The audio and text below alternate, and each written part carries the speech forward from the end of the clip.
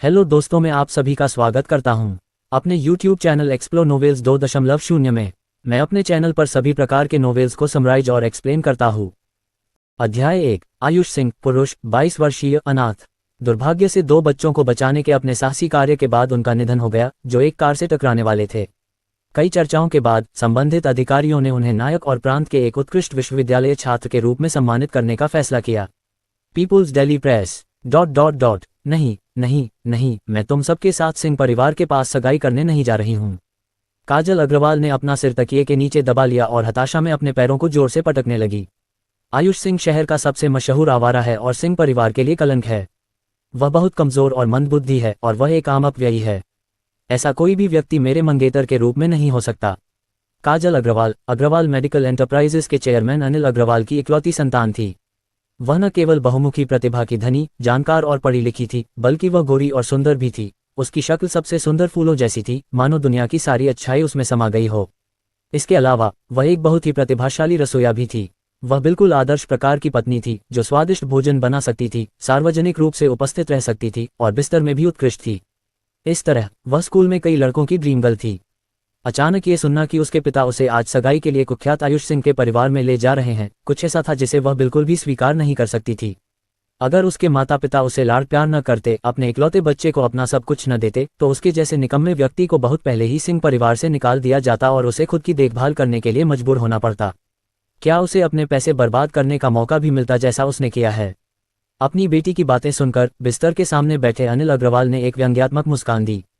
शिनशिन 1। ऐसा नहीं है कि मेरे पास कोई विकल्प है। आपके और आयुष सिंह के बीच विवाह का निर्णय आपके दादाजी ने कई साल पहले किया था। हालांकि वह थोड़ा लापरवाह बच्चा है, लेकिन यह इतना बड़ा मुद्दा नहीं है न? जहां तक मुझे पता है, आयुष सिंह वास्तव में काफी अच्छा दिखने वाला बच्चा है। अनिल अग्रवाल ने एक साफ सफेद अंडरशर्ट के साथ एक भूरे हरे रंग की बनियान पहनी हुई थी और एक साधारण गांठ वाली टाई उसकी गर्दन को सुशोभित कर रही थी।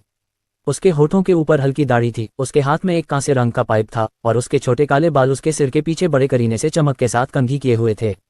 उसकी समग्र छवि काफी अच्छी थी। एकमात्र अंतर यह था कि उसकी सामान्य रूप से चमकती हुई आंखें अब असहायता और अनिच्छा की भावना से भरी हुई थीं। ईमानदारी से कहूं तो अगर ऐसा नहीं होता कि उसके पास कोई विकल्प नहीं होता, तो क्या वह अपनी प्यारी बेटी को आयुष सिंह जैसे बेकार व्यक्ति को देने के लिए तैयार होता? आखिरकार उस आयुष सिंह को इस दुनिया में एक अजीब व्यक्ति कहा जा सकता है। एकमात्र चीज जो उसे करना पसंद था, एकमात्र चीज जो उसने कहा था कि वह करेगा, वह थी अपनी संपत्ति को बर्बाद करना।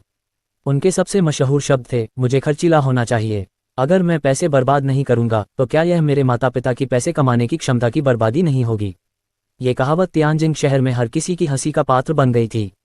बहुत से माता पिता अपने बच्चों को ये कहकर शिक्षित करते थे, अगर तुम उस भटके हुए आदमी आयुष सिंह से सीखने की हिम्मत करोगे, तो हम देखेंगे कि मैं तुम्हारी टांगें तोड़ दूंगा या नहीं। इस प्रकार ये समझा जा सकता है कि काजल की इतनी तीव्र प्रतिक्रिया थी। आश्चर्य की बात नहीं है कि जब उसने अपने पिता की बातें सुनी, तो काजल अग्रवाल ने गुस्से में चिल्लाते हुए कहा, मेरे साथ ऐसा करने की कोशिश मत करो। तुम्हारे व्यवसाय के नकदी प्रवाह में मुश्किलें आ रही हैं और तुम इतनी तेजी से कारोबार नहीं कर सकते। इसलिए तुम इस अनुबंध का उपयोग ऋण प्राप्त करने के लिए करना चाहते हो।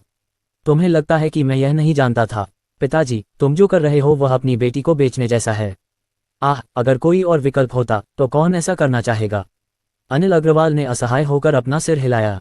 अगर हम इस मौजूदा कठिनाई को दूर नहीं कर सकते, तो हमें दिवालिया घोषित होने में ज्यादा समय नहीं लगेगा।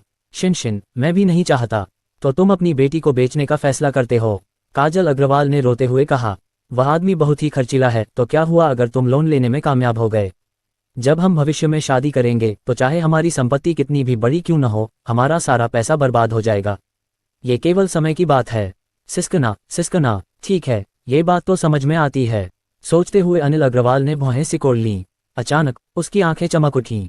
उसने कहा, शिनशिन, हम ऐसा क्यों नहीं करते? पहले सगाई कर लें। डैडी की कंपनी के ठीक होने के बाद हम सगाई से पीछे हटने का बहाना ढूंढ सकते हैं।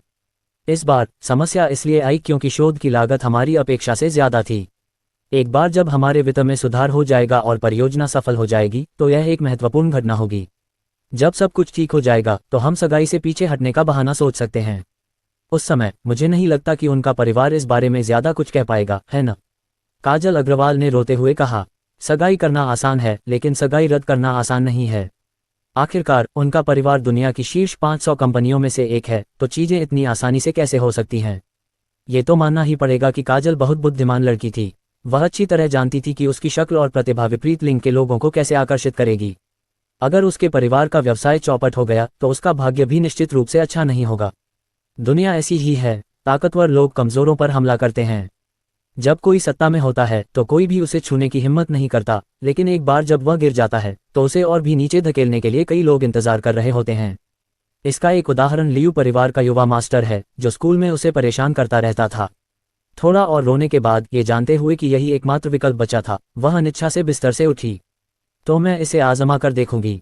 सिसकियां सिसकियां, डैडी, आपको भविष्य में सगाई रद्द करना याद रखना चाहिए। मैं निश्चित रूप से उस भटके हुए लड़के से शादी नहीं करूंगी। हाँ ठीक है, मेरे प्यारे शिनिक्सन के लिए, डैडी इसे ठीक करने की पूरी कोशिश करेंगे।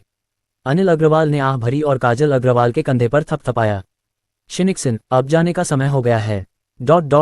आयुष सिंह बिस्तर पर बैठा हुआ हैरान था। उसका दिमाग गड़बड़ा गया था। आसपास का माहौल उसके लिए बिल्कुल अपरिचित था और उसे अपनी याददाश्त के साथ कुछ समस्याएं भी लग रही थीं। अभी उसे सिर्फ कार के ब्रेक लगाने की तेज चीख की आवाज़ याद थी, बाकी सब कुछ उसकी अपनी नहीं बल्कि अन्य यादों से भरा हुआ था। क्या मैं मर नहीं गया?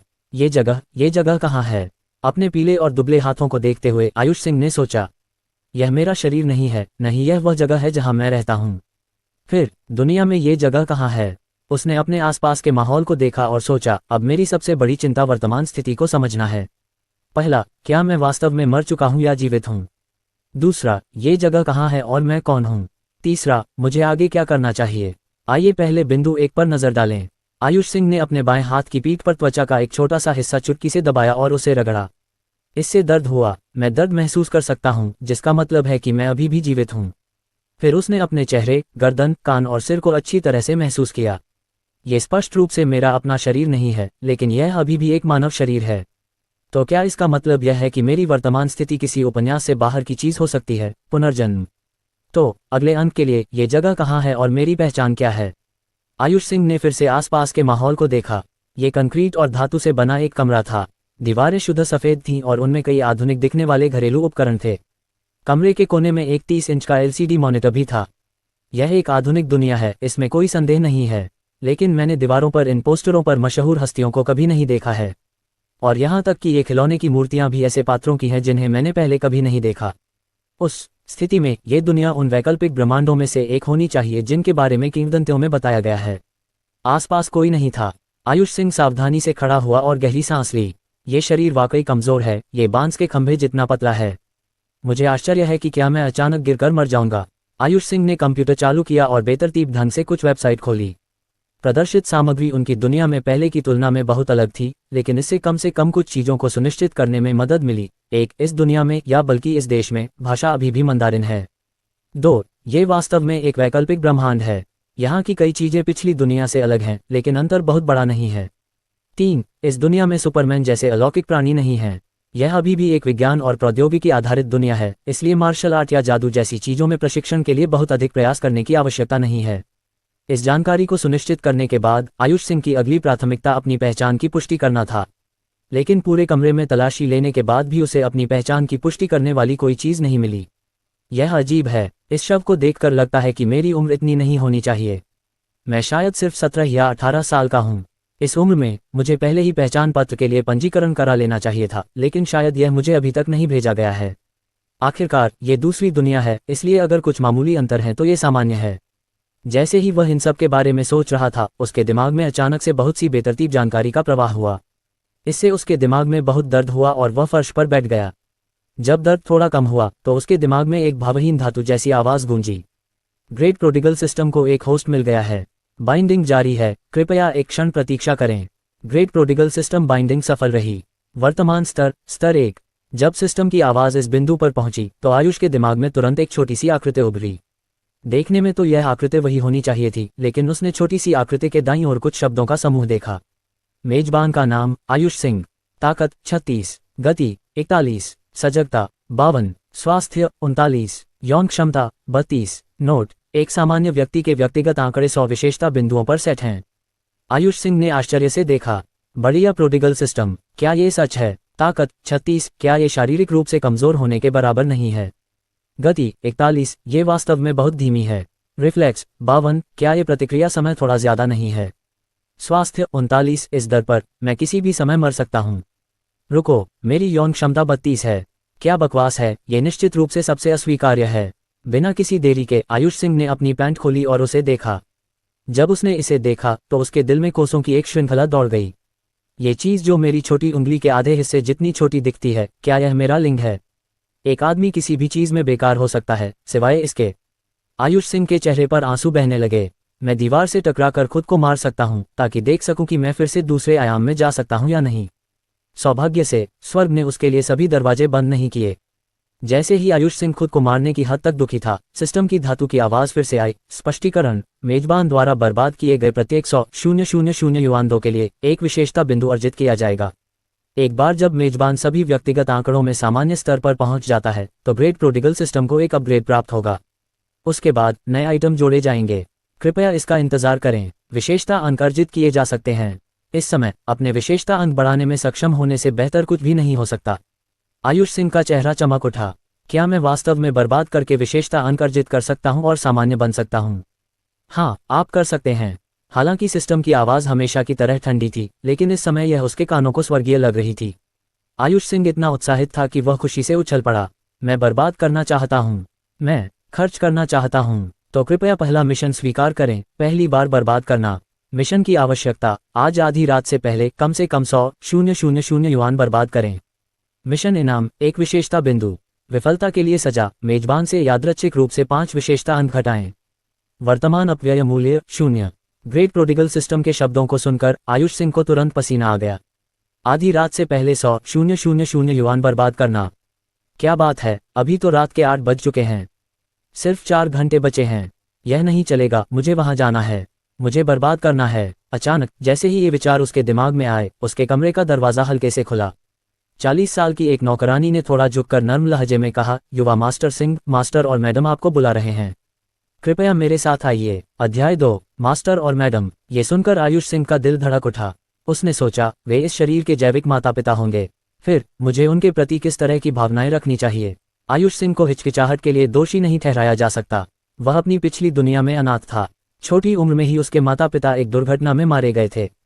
छोटी उम्र से ही उसे अपने परिजनों का प्यार और देखभाल नहीं मिल पाई थी। अब जब वह इस दुनिया में आ गया है और एक नए शरीर के साथ उसे 2 जैविक माता पिता मिल गए हैं, इससे उसे बहुत जटिल भावनाएं महसूस होने लगी हैं। क्या वह खुश था? हाँ, उसे बहुत खुशी महसूस हुई।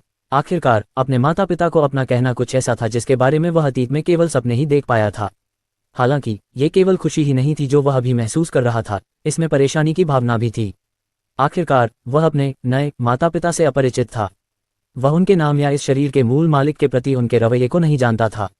इससे भी महत्वपूर्ण बात यह है कि वह खुद को उन लोगों को पिता और माँ कहने के लिए मजबूर नहीं कर सकता था जिनसे वह पहली बार मिल रहा था। उम्मीद और आशंका दोनों की इस परस्पर विरोधी भावना ने उसे काफी परेशान कर दिया। दूसरी ओर वह अभी भी ग्रेट प्रोडिगल सिस्टम से मिशन को ढो रहा था। 4 घंटे के भीतर 100,000 युआन खर्च करना और उसके पास पैसे का एकमात्र स्रोत उसके नए माता पिता थे। ऐसा लग रहा था कि उनसे मिलने से भागना संभव नहीं है। आयुष सिंह कुछ देर तक अपने विचारों में खोया रहा। फिर उसने अपने कपड़े थोड़े साफ किए और नौकरानी के पीछे पीछे बाहर चला गया। रास्ते में हालांकि आयुष सिंह चुप रहा और चुपचाप नौकरानी का पीछा करता रहा, लेकिन उसकी आंखें वास्तव में अपने आसपास की चीजों को देखने में व्यस्त थीं। केंद्र में एक बड़े आलिंद के साथ एक 3 मंजिला विला। ऊपर पारदर्शी रंगीन कांच है और इसके माध्यम से आकाश में तारे देखे जा सकते हैं। पूरा पहला स्तर एक सुपर शानदार लिविंग रूम है। तीसरे स्तर की स्थिति अभी भी अज्ञात है और मेरा कमरा दूसरे स्तर के पूर्वी भाग में स्थित है। इस विला संरचना का कुल क्षेत्रफल लगभग 3000 वर्ग मीटर लगता है। कुल मिलाकर ऐसा लगता है कि इस निकाय के मूल मालिक का परिवार काफी संपन्न है। उन्हें संभवतः शीर्ष धनिकों का परिवार माना जाएगा।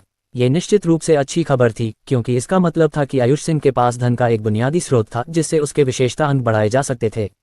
इसलिए उसका मूड हल्का हो गया, क्योंकि उसे अभी पैसे जुटाने की चिंता नहीं थी। बहुत जल्दी उसने लिविंग रूम में 2 पुरुषों और 3 महिलाओं को देखा। एक जोड़ा पूर्व की ओर मुंह करके बैठा था, जबकि पुरुष ने साधारण घरेलू कपड़े पहने हुए थे। लेकिन ये भी उसके चेहरे पर राजसीपन की भावना को नहीं छिपा सका, खासकर उसकी घनी भौहें जो उसकी गरिमा की भावना को उजागर करती थीं।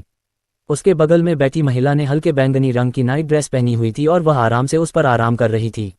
उसके चेहरे पर हल्की मुस्कान थी और उसके होंठ धीरे से एक दूसरे से चिपके हुए थे, जिससे शालीनता और शान का भाव झलक रहा था। इस दुनिया में शायद वे मेरे माता पिता होने चाहिए, आयुष सिंह ने मन ही मन सोचा। लिविंग रूम में मौजूद बाकी लोगों के लिए वे स्पष्ट रूप से 3 लोगों का परिवार थे। वह आदमी 40 के आसपास का लग रहा था। उसने हरे भूरे रंग की बनियान पहन रखी थी और उसके होठों के ऊपर हल्की दाढ़ी थी। उसके हाथ में एक कांस्य रंग का धूम्रपान पाइप था और उसके छोटे चमकदार काले बाल उसके सिर के पीछे बड़े करीने से कंघी किए हुए थे। उसकी पत्नी ने काले रंग का शाम का गाउन पहना हुआ था और उसके लंबे सुंदर काले बाल उसके सिर पर ऊपर की ओर बंधे हुए थे। उसकी टांगें एक दूसरे के करीब थीं और एक तरफ झुकी हुई थीं। वह काफी सुंदर और सेक्सी लग रही थी। आखिरी व्यक्ति 17 या 18 साल की एक किशोरी थी। उसकी त्वचा बर्फ की तरह गोरी थी और बहुत नर्म और कोमल दिख रही थी। उसने एक सफ़ेद वन पीस ड्रेस पहनी थी जिससे उसकी सफ़ेद जेड जैसी पिंडलियां दिख रही थीं। लड़की के बाल उसके कंधों तक पहुंच रहे थे और उसकी सफ़ेद ड्रेस के साथ कंट्रास्ट कर रहे थे, जिससे उसके बाल और भी खूबसूरत लग रहे थे। वह उसे गौर से देखने से खुद को रोक नहीं पाया। एक पल के लिए आयुष सिंह की आंखें चकाचौंध हो गईं। उसे लगा जैसे वह किसी सपने में है और उसका दिल पागलों की तरह धड़क रहा था। उसी समय लड़की ने अपना सिर घुमाया और उसे पास आते देखा। हालांकि उसने एक भौं के साथ प्रतिक्रिया व्यक्त की और अपना सिर थोड़ा दूर कर लिया। इतनी रात को 3 लोगों का ये परिवार यहाँ क्या कर रहा है? क्या कुछ हुआ होगा? आयुष सिंह को उनके यहाँ आने के पीछे के मकसद के बारे में पता नहीं था, इसलिए उसने असामान्य व्यवहार करने की हिम्मत नहीं की, कहीं किसी को शक न हो जाए। उसने तीनों आगंतुकों की ओर सिर हिलाया और अपने माता पिता की ओर देखा। वहां पहुंचते हुए उसने सोचा, रात के 8 बज चुके हैं, फिर भी इन आगंतुकों ने मिलने के लिए इतनी देर का समय चुना है। वे यहाँ इसलिए आए होंगे क्योंकि उन्हें किसी तरह की मदद की ज़रूरत है। मुझे यहाँ विशेष रूप से बुलाया गया था और यहाँ एक लड़की है जो मेरी उम्र के आसपास है। दोनों परिवारों के अस्पष्ट चेहरे और मेरे माता पिता जिस तरह से लड़की को देखते रहते हैं, उससे अंदाजा लगाया जा सकता है। इस बिंदु तक सोचते हुए आयुष सिंह ने एक गहरी सांस ली। क्या ऐसा हो सकता है कि वे यहाँ सगाई का प्रस्ताव रखने आए हैं, किसी चीज़ में मदद मांगने के लिए? इस निष्कर्ष पर पहुंचने पर आयुष सिंह ने अनजाने में लड़की की ओर कुछ और बार देखा। उसकी नज़र को महसूस करते हुए लड़की इस बात से थोड़ी नाखुश दिखी। वह उदास हो गई और अपनी उंगलियों से खेलने के लिए नीचे देखने लगी। ऐसा लगता है कि यह लड़की मेरे बारे में अच्छी राय नहीं रखती है, या यूं कहें कि मेरे बारे में। ऐसा लगता है कि ये दोनों लोग पहले से ही एक दूसरे को जानते हैं, लेकिन उनका रिश्ता उतना अच्छा नहीं है। मुझे सावधान रहना चाहिए, आयुष सिंह ने सोचा। जब उन्होंने आयुष सिंह को सीढ़ियों से उतरते और उनकी ओर बढ़ते देखा तो आयुष सिंह के पिता मुस्कुराए और बिना किसी विचार विमर्श के स्वाभाविक रूप से उनका परिचय कराया। हाँ, आयुष सिंह यहाँ है। आओ और अपने अंकल टैंग और आंटी टैंग का अभिवादन करो। उसने बहुत ही कोमल स्वर में बात की, जिससे आयुष सिंह तुरंत उसके प्रति थोड़ा गर्म हो गई। ये स्पष्ट था कि यह पिता अपने बेटे से बहुत प्यार करता था। तुलनात्मक रूप से वह निश्चित रूप से भविष्य में भी आयुष सिंह के साथ अच्छा व्यवहार करेगा। हालांकि उसके पास अभी भी दूसरी दुनिया में अपने पिछले जीवन की यादें थीं, लेकिन अब भी किसी को प्यार और देखभाल करने में सक्षम होने से वह बहुत धन्य महसूस कर रहा था। नमस्ते अंकल। नमस्ते आंटी। आयुष सिंह को यकीन नहीं था कि इस शरीर के पिछले मालिक का चरित्र कैसा था। उसके दिमाग में यादों के बिखरे हुए टुकड़ों में बहुत कम जानकारी थी, जैसे कि इस शरीर के पिछले मालिक के खर्चीले तरीके। किसी को शक न हो, इसलिए आयुष सिंह ने बैठते ही अपनी मां की तरफ हाथ बढ़ाया। मुझे कुछ पैसे दो, मैं बाहर जाकर मौज मस्ती करना चाहता हूँ। खांसी खांसी खांसी। आयुष सिंह ने जो कुछ कहा था उसे सुनकर उसकी मां के कुछ कहने से पहले ही अंकल टैंग, जो एक तरफ खड़े थे, जोर से खांसने लगे। जब उनकी खांसी शांत हुई और ऐसा लगा कि वे समझ नहीं पा रहे थे कि हंसें या रोएं, तो उन्होंने मुस्कुराते हुए पूछा, आयुष ठीक है, काजल और तुम एक दूसरे को बचपन से जानते हो, इसलिए तुम दोनों को बचपन का दोस्त माना जा सकता है। लेकिन मुझे आश्चर्य है, मेरी काजल के लिए तुम्हारे मन में किस तरह की भावनाएं हैं। कहने की जरूरत नहीं कि ये 3 आगंतुक अनिल अग्रवाल और उनका परिवार थे। आयुष सिंह को अभी भी यकीन नहीं था कि वह अग्रवाल परिवार के कितने करीब है, इसलिए अभी उनसे थोड़ी दूरी बनाए रखना ही उसका सबसे अच्छा विकल्प था। आखिरकार वह किसी को यह एहसास नहीं होने देना चाहता था कि वह एक अजनबी है जिसने इस शरीर पर कब्जा कर लिया है, जिसके परिणामों की वह कल्पना भी नहीं कर सकता था। इसलिए उसने केवल थोड़ा सिर हिलाया और कहा, बुरा नहीं है, वह काफ़ी अच्छी दिखती है। हालांकि आयुष सिंह एक कुख्यात अपव्ययी महिला थी, लेकिन जब उसने उसकी तारीफ की तो काजल अग्रवाल शर्माने से खुद को नहीं रोक सकी। हालांकि आयुष सिंह की तारीफ वहीं खत्म हो गई क्योंकि उसने फिर अपनी मां से कहा, मुझे कुछ पैसे दो, मैं बाहर जाकर मौज मस्ती करना चाहता हूँ। उसकी मां ने असहाय होकर अपना सिर हिलाया, मुस्कुराई और फिर धीरे से आयुष सिंह को उसके बाल ठीक करने में मदद की जो उसकी नींद के बाद भी अस्त व्यस्त थे। उसने उससे धीरे से कहा, मूर्ख लड़के, तुम्हारे चाचा अग्रवाल तुम्हारे और काजल के बीच विवाह का प्रस्ताव रखने आए हैं। तुम और काजल की सगाई तुम दोनों के जन्म से पहले ही हो चुकी थी, इसलिए यह ऐसी बात नहीं है जिस पर तुम आपत्ति कर सको। बाहर जाकर पैसे खर्च करने में कोई जल्दबाजी नहीं है। तुम्हारे पिता और मेरे पास अभी भी पैसे कमाने का हुनर है, इसलिए हमारी दौलत आखिरकार तुम्हारी होगी। ये सुनकर आयुष सिंह ने सिर हिलाया और आज्ञाकारी ढंग से बैठ गया, जबकि गुप्त रूप से जानकारी एकत्र और समेकित की जा रही थी। चाचा अग्रवाल के परिवार और मेरे बीच अतीत में घनिष्ठ संबंध रहे हैं। कम से कम मेरे दादा की पीढ़ी के दौरान ऐसा था। ये बहुत संभव है कि मेरे दादा और चाचा अग्रवाल के पिता युद्ध के साथी थे। इस लड़की का पूरा नाम काजल अग्रवाल होना चाहिए और उसका पालतू नाम काजल है। हम जन्म से पहले एक दूसरे से सगाई कर चुके थे, इसका मतलब है कि वह मेरी मंगेतर है। माँ ने कहा कि भविष्य में उनकी संपत्ति निश्चित रूप से मेरे पास जाएगी, इसका मतलब है कि मैं इस परिवार की एकमात्र संतान हूँ। यह कोई आश्चर्य नहीं है कि मैं उनके द्वारा इतना प्यार किया जाता हूँ। आगे विचार करते हुए उसने सोचा, लेकिन इस शरीर के पिछले मालिक को केवल अपने पैसे को बर्बाद करना आता था। वह निश्चित रूप से दामाद के लिए विचार करने के लिए एक अच्छा उम्मीदवार नहीं था। ये काजल अग्रवाल बहुत सुंदर है, फिर भी वह सगाई करने के लिए स्वेच्छा से अपने पिता के पीछे यहाँ आए हैं। इससे पता चलता है कि उनके परिवार को किसी तरह की परेशानी का सामना करना पड़ा होगा। उन्हें शायद मेरे परिवार से मदद लेने की ज़रूरत है। इस मामले में उन्हें या तो अपने व्यवसाय के नकदी प्रवाह में समस्या है या फिर वे अपने से ज़्यादा शक्तिशाली किसी व्यक्ति के साथ झगड़े में पड़ गए हैं। पहली स्थिति ज़्यादा संभावित है। इन कुछ जानकारियों के साथ आयुष सिंह ने काजल अग्रवाल पर गुप्त रूप से नज़र रखना शुरू कर दिया। इस बारे में बात करते हुए ये काजल अग्रवाल वास्तव में बहुत सुंदर थी। पहले वह उसे स्पष्ट रूप से नहीं देख पाया था क्योंकि उनके बीच काफ़ी दूरी थी, लेकिन अब करीब से वह बेहतर ढंग से देख सकता था कि वह कितनी अद्भुत सुंदर थी। आखिरकार वह एक प्रतिष्ठित परिवार से थी। अभी भी युवा होने और बाहरी दुनिया में कदम रखने के लिए तैयार न होने के कारण वह स्वाभाविक रूप से पवित्रता और मासूमियत की भावना बिखेरती थी। उसकी बड़ी काली आंखें जीवन से भरी थीं और उसकी पलकें भी बहुत लंबी थीं। हालांकि उनकी वर्तमान स्थिति के कारण उसके पास आयुष सिंह से सगाई करने के अलावा कोई विकल्प नहीं था। अपने दिल में उसने अभी तक खुद को पूरी तरह से अपने भाग्य के हवाले नहीं किया था। इस दुर्दशा ने उसे विशेष रूप से नाजुक बना दिया और इससे उसे देखने वालों में दया की भावना पैदा हुई। उसे ऐसी हालत में देखकर आयुष सिंह को उसे गले लगाने और उसे सांत्वना देने की भी इच्छा हुई। बेशक उसे ऐसा करने की सिर्फ इच्छा थी। यह ऐसा कुछ था जो वह कभी नहीं कर सकता था। वह इस तथ्य को भूल नहीं सकता था कि उसका स्वास्थ्य गुण केवल 39 अंक था। इसका मतलब था कि वह आसानी से उत्तेजना या अति उत्तेजना से मर सकता था। अब सब कुछ बिल्कुल स्पष्ट था। अग्रवाल परिवार वास्तव में सगाई का प्रस्ताव रखने के लिए यहाँ आया था। अब बस उससे एक शब्द की आवश्यकता थी। इतनी खूबसूरत मंगेतर होना निश्चित रूप से कोई बुरी बात नहीं थी, इसलिए आयुष सिंह का जवाब बहुत सीधा था। मुझे कोई आपत्ति नहीं है। उसकी यह बात सुनकर काजल अग्रवाल का शरीर थोड़ा सा कांप उठा। ये देखकर कि आयुष सिंह को कोई आपत्ति नहीं थी, उसकी मां ने तुरंत कहा, आयुष सिंह, तुम काजल को घर क्यों नहीं दिखाते? तुम दोनों को एक दूसरे को थोड़ा बेहतर तरीके से जानना चाहिए। हमारे बिना तुम दोनों अधिक सहज महसूस करोगे। ओह ठीक है फिर। आयुष सिंह ने काजल अग्रवाल को देखा। बिना कुछ कहे इस लड़की को स्वाभाविक रूप से पता था कि उसे क्या करना है। वे दोनों विला की पहली मंजिल पर एक अध्ययन कक्ष में चले गए। कमरे में प्रवेश करते ही काजल अग्रवाल ने कहा, मैं तुम्हें पहले चेतावनी दे रही हूँ, हालांकि मैं तुम्हारी मंगेतर हूँ, तुम्हें मुझे छूने की अनुमति नहीं है। तुम कचरे के टुकड़े, तुम भटके हुए, मेरे पास मत आना। मुझसे दूर रहो। ऐसा लग रहा था कि इस शरीर के असली मालिक को कोई सम्मान नहीं दिया गया था। यहाँ तक कि काजल अग्रवाल जैसी युवा लड़की भी उसे आदेश देने की हिम्मत कर सकती थी। यह अच्छी बात थी कि अब इस शरीर पर किसी और का कब्जा था। आयुष सिंह ने बेपरवाही से उसके कंधे उचका दिए। मुझे कोई दिक्कत नहीं है, तुम जो चाहो करो। असल में मैं जो पूछना चाहता था वह ये था कि क्या तुम फिजूल खर्ची करना जानती हो? अगर तुम ऐसा करना नहीं जानती तो तुम मेरी मंगेतर बनने के योग्य नहीं हो। अगर तुम मुझसे शादी करना भी चाहती हो तो भी मैं तुमसे शादी नहीं करना चाहूँगा। छोटे बच्चे, मैं तुम्हारी बातों और हरकतों से ही समझ गया कि तुम्हारे दिमाग में क्या चल रहा है। क्या तुम्हारा मकसद सिर्फ मेरे परिवार से कुछ पैसे हड़पना नहीं है ताकि तुम्हारा परिवार तुम्हारे सामने मौजूदा संकट से उबर सके? एक बार जब तुम्हारे परिवार का व्यवसाय पटरी पर आ जाएगा तो तुम्हारे परिवार को सगाई से मुकरने का अधिकार होगा। मैं इतना मूर्ख नहीं हूं कि तुम्हें पहले से ज्यादा मजबूत होकर वापस आने का मौका दूं, इसलिए मैं तुम्हें पहले डरा दूं और दिखा दूं कि अब बॉस कौन है।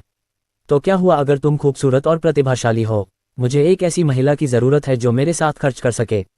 तभी मैं ज्यादा विशेषता अंक प्राप्त कर पाऊंगा और ग्रेट प्रोडिगल सिस्टम द्वारा मुझे सौंपे गए मिशन पूरे कर पाऊंगा। अगर मैं एक मितव्ययी पत्नी से शादी करता तो मैं अपनी मर्जी से खर्च कैसे कर सकता था? अध्याय 3। आयुष की बात सुनकर काजल पहले तो बहुत खुश हुई, लेकिन कुछ ही देर बाद उसका चेहरा पीला पड़ गया। हालांकि उसने शुरू से ही सगाई तोड़ने का फैसला किया था, लेकिन आयुष ने उसे सीधे तौर पर कहा कि वह उससे शादी नहीं करना चाहेगा, भले ही वह उसे बहुत परेशान करने के लिए तैयार हो। ऐसा इसलिए था क्योंकि उसके आसपास के लोग हमेशा उसकी प्रशंसा करते थे और उसे महत्व देते थे। वास्तव में उसने उन सभी संभावित प्रतिक्रियाओं और सवालों के लिए गणना और तैयारी कर ली थी जो आयुष की हो सकती थी। सिवाय इसके कि अगर वह कहती कि उसे नहीं पता कि कैसे बर्बाद करना है, तो वह खुद को आयुष के खिलाफ खड़ा कर रही होगी। अगर वे असहमत हो गए तो वह सगाई रद्द कर सकता है। तब उसके परिवार का संकट हल नहीं होगा। लेकिन अगर वह कहती कि उसे पता है कि कैसे बर्बाद करना है, तो क्या ये बेशर्मी से झूठ बोलने जैसा नहीं होगा। अंत में काजल केवल गुस्से में जवाब दे सकी, मुझे नहीं पता कि मैं बर्बाद करने में अच्छी हूं या नहीं, क्योंकि मैंने पहले कभी ऐसा करने की कोशिश नहीं की है। ओह ठीक है। आयुष के पास इस छोटे से लड़के से झगड़ने में समय बर्बाद करने से ज्यादा जरूरी मुद्दे थे। भावशून्य भाव से उसने कहा, ठीक है, मुझे बस इतना ही जानना था। अगर और कुछ नहीं है तो मैं बर्बाद करने के लिए बाहर जा रहा हूं। तुम अभी यहीं रुक सकते हो। काजल को यकीन नहीं हो रहा था कि आयुष उसे इस तरह से दरकिनार कर देगा। उसके रूप और पारिवारिक पृष्ठभूमि के कारण उसके आसपास के लोग उसके साथ समय बिताने के लिए हमेशा तैयार रहते थे। फिर भी आयुष अब उसे अलग थलग कर रहा था। जाहिर तौर पर चौंक कर उसने गुस्से में फर्श पर पैर पटकते हुए कहा, तुम इतने असभ्य और असभ्य कैसे हो सकते हो? क्या तुम मुझे यहाँ अकेला छोड़ दोगे? वह आज सगाई करने के उद्देश्य से यहाँ आई थी। अगर यह बात बाहर आ गई कि उसका होने वाला मंगेतर उससे कुछ शब्दों का आदान प्रदान करने के बाद उसे अकेला छोड़कर चला गया है, तो यह निश्चित रूप से उसके लिए बहुत शर्मनाक होगा। हाँ, बुला लिया। मुझे पता था कि वह मुझे अकेले बाहर जाने की अनुमति नहीं देगी। आयुष ने पहले ही अनुमान लगा लिया था कि वह सहमत नहीं होगी। उसने पहले ही अग्रवाल परिवार के सगाई प्रस्ताव के पीछे के उद्देश्यों का अनुमान लगा लिया था, इसलिए वह जानता था कि यह असंभव था कि काजल उसे अकेले बाहर जाने दे। आयुष ने धूर्तता से कहा, तो मेरे साथ चलो और हम बाहर जा सकते हैं और साथ में मौज मस्ती कर सकते हैं। बोलते समय उसने अपने दोनों हाथ हवा में ऊपर उठाए और घोषणा की, मैं उड़ाव राजा बनने वाला हूँ। काजल का सुंदर चेहरा गुस्से से पीला पड़ गया, लेकिन वह उसे डांटने के अलावा कुछ नहीं कर सकती थी। तुम्हारे जैसे भटके हुए आदमी के साथ जुड़ना मेरे लिए बहुत शर्म की बात है। आयुष को इस बात की परवाह नहीं थी कि वह उसे किस तरह देखती है। कमरे से बाहर निकलने के बाद आयुष तुरंत अपनी माँ के पास गया और अपना हाथ उसकी ओर बढ़ाया। मुझे कुछ पैसे दो, मैं शिनशिन को बर्बाद करने के लिए बाहर ला रहा हूँ। अनिल अग्रवाल ने फिर से जोर से खांसा। चूंकि वह सिंह परिवार से मदद मांगने की दुर्भाग्यपूर्ण स्थिति में था, इसलिए वह केवल ये दिखावा कर सकता था कि वह आयुष के शब्दों को नहीं समझ पाया। उसने काजल की ओर हाथ हिलाया और कहा, शिनिक्सन, बाहर जाओ और डाली के साथ मौज करो। मुझे अभी भी तुम्हारे अंकल सिंह से कुछ बातें करनी हैं। आयुष की मां ने अपने हैंडबैग से एक कार्ड निकाला और उसे उसके हाथ में थमा दिया, फिर लाड़ प्यार से कहा, डाली, पता लगाओ कि जिनिक्सन को क्या पसंद है और उसके लिए वही खरीदो। कार्ड में करीब 300,000 युआन हैं। अगर यह काफ़ी नहीं है तो मैं बाद में आंटी लियू से इसमें और पैसे ट्रांसफ़र करवा लूंगी। पिन 60 है, इसे याद रखना सुनिश्चित करें। ठीक है। आयुष ने उससे कार्ड लिया और बेपरवाही से कंधे उचका दिए। फिर अचानक उसने अपने बगल में खड़ी काजल से पूछा, आपको आमतौर पर एक दिन में कितनी पॉकेट मनी मिलती है? काजल ने दूसरी ओर देखा और कहा, मुझे प्रतिदिन 500 युआन मिलते हैं। यह मेरी ज़रूरत से कहीं ज़्यादा है। सिर्फ इतना। उसकी मां ने उसे ऐसे ही 300,000 युआन दे दिए थे, लेकिन काजल को प्रतिदिन केवल 500 युआन मिलते थे। आयुष सिंह की नाक सिकुड़ गई क्योंकि उसने कार्ड को सीधे काजल की ड्रेस की जेब में ठूंस दिया। तो ये पैसा हमारी पहली मुलाकात के लिए उपहार के रूप में ले लो। जिसके बाद उसने फिर से अपनी मां की ओर हाथ बढ़ाया और कहा, मैंने पैसे खर्च कर दिए हैं, मुझे कुछ और दे दो। उसकी मां ने उसे हास्यास्पद तरीके से देखा और उसके पिता ने लगभग अपने मुंह में भरा पानी थूक दिया। उसने जल्दी से आयुष सिंह के लिए दूसरा कार्ड निकाला। अरे, ये कार्ड ले लो। पिन दूसरे कार्ड जैसा ही है, 60। इस पर लगभग 500,000 युआन होने चाहिए, जो तुम्हारे लिए अपनी इच्छानुसार खर्च करने के लिए पर्याप्त होने चाहिए। आयुष ने उससे कार्ड ले लिया। अब रात के 8:30 बजने वाले थे। यात्रा के लिए आवश्यक समय को ध्यान में रखते हुए उसने अनुमान लगाया कि उसके पास अपना मिशन पूरा करने के लिए केवल 3 घंटे बचे हैं। समय किसी का इंतजार नहीं करता। अपने व्यर्थ मिशन को पूरा करना और उन विशेषता बिंदुओं को अर्जित करना अभी सर्वोच्च प्राथमिकता थी। बिना एक और शब्द कहे आयुष ने काजल को घसीटा और चला गया। हम अब व्यर्थ जाने के लिए निकलेंगे। काजल ने अनिच्छा से कहा, तुम ही बर्बाद करने जा रहे हो, मैं नहीं। मैं तुमसे यह नहीं सीखूंगा। ये बच्चा, आह। आयुष के पिता ने असहाय होकर आह भरी। अपना सिर हिलाते हुए उन्होंने कड़वी हंसी के साथ कहा, हमने शायद उसे बहुत ज्यादा बिगाड़ दिया है। हाँ, यह वास्तव में इतना बुरा नहीं है। अनिल अग्रवाल को ईमानदारी से पता नहीं था कि उसे कैसे प्रतिक्रिया देनी चाहिए, इसलिए वह केवल हल्की हंसी दे सकता था और कोई राय व्यक्त नहीं कर सकता था। इस बीच उसने पहले ही मन तय कर लिया था कि एक बार उसका व्यवसाय पटरी पर आ जाए तो वह सगाई तोड़ देगा। अनिल अग्रवाल और उसके परिवार के इरादों के बारे में आयुष को पहले से ही कमोबेश पता चल गया था। हालांकि वह अभी इस बात से पूरी तरह परेशान नहीं था। उसके इस वर्तमान शरीर में प्रत्येक व्यक्तिगत विशेषता की विशेषताएं इतनी कम थीं कि यह लगभग अपमानजनक था। अभी सबसे महत्वपूर्ण बात यह थी कि अपनी विशेषताओं को बढ़ाने के लिए कुछ पैसे बर्बाद किए जाएं। अन्यथा उसकी छोटी उंगली के आधे आकार के लिंग के साथ भले ही काजल खुद को नंगा करके उसके सामने बिस्तर पर लेट जाए, वह शायद इसके बारे में कुछ भी करने में असमर्थ होगा। दरअसल आयुष अब इस शरीर के पिछले मालिक के दर्द और पीड़ा को समझ सकता था। इतने कमज़ोर और बीमार शरीर और इतने छोटे लिंग के साथ संतानोत्पत्ति भी उसके लिए एक चुनौती होगी। इसलिए पैसे बर्बाद करने के अलावा वह और क्या कर सकता था। वास्तव में इस शरीर के मूल मालिक ने जो किया था उसमें कुछ औचित्य था। ये पूरी तरह से क्षम्य था। जब वे दोनों सिंह परिवार के विला से बाहर आए तो आयुष ने इधर उधर देखना शुरू कर दिया। वह ऐसा व्यक्ति नहीं था जिसने पहले दुनिया नहीं देखी थी। भले ही उसने पहले कभी कुछ चीज़ों का व्यक्तिगत रूप से अनुभव न किया हो, फिर भी उसने इंटरनेट ब्राउज करते समय कम से कम ऐसे आलीशान विला तो देखे ही थे। लेकिन ये पहली बार था जब उसे एक ऐसा परिवार मिला था जो पूरी पहाड़ी पर अकेले रहता था। आसपास के जंगल को देखकर, जिसका कोई अंत नहीं दिखता था, आयुष को कसम खाने का मन करने लगा। आखिर यह जगह कितनी बड़ी थी। शुरू में उसके मन में अपने घर के आकार के बारे में जो कुछ था वह सिर्फ एक निश्चित QQIT कॉर्पोरेशन के CEO के स्वामित्व वाले घर के आकार का था।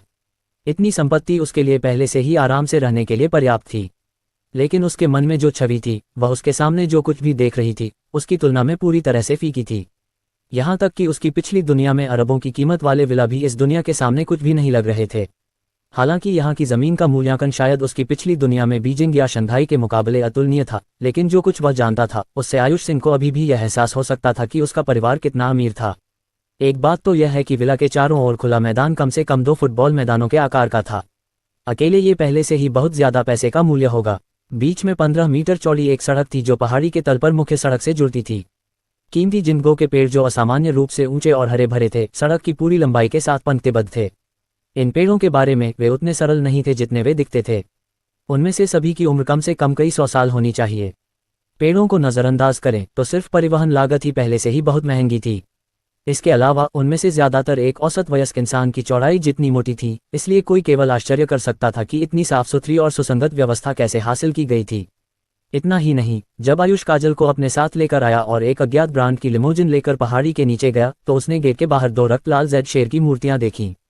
वे लगभग 3 मीटर ऊंचे थे और बहुत क्रूर दिख रहे थे। आयुष खुद को उस पर कसम खाने से नहीं रोक सका।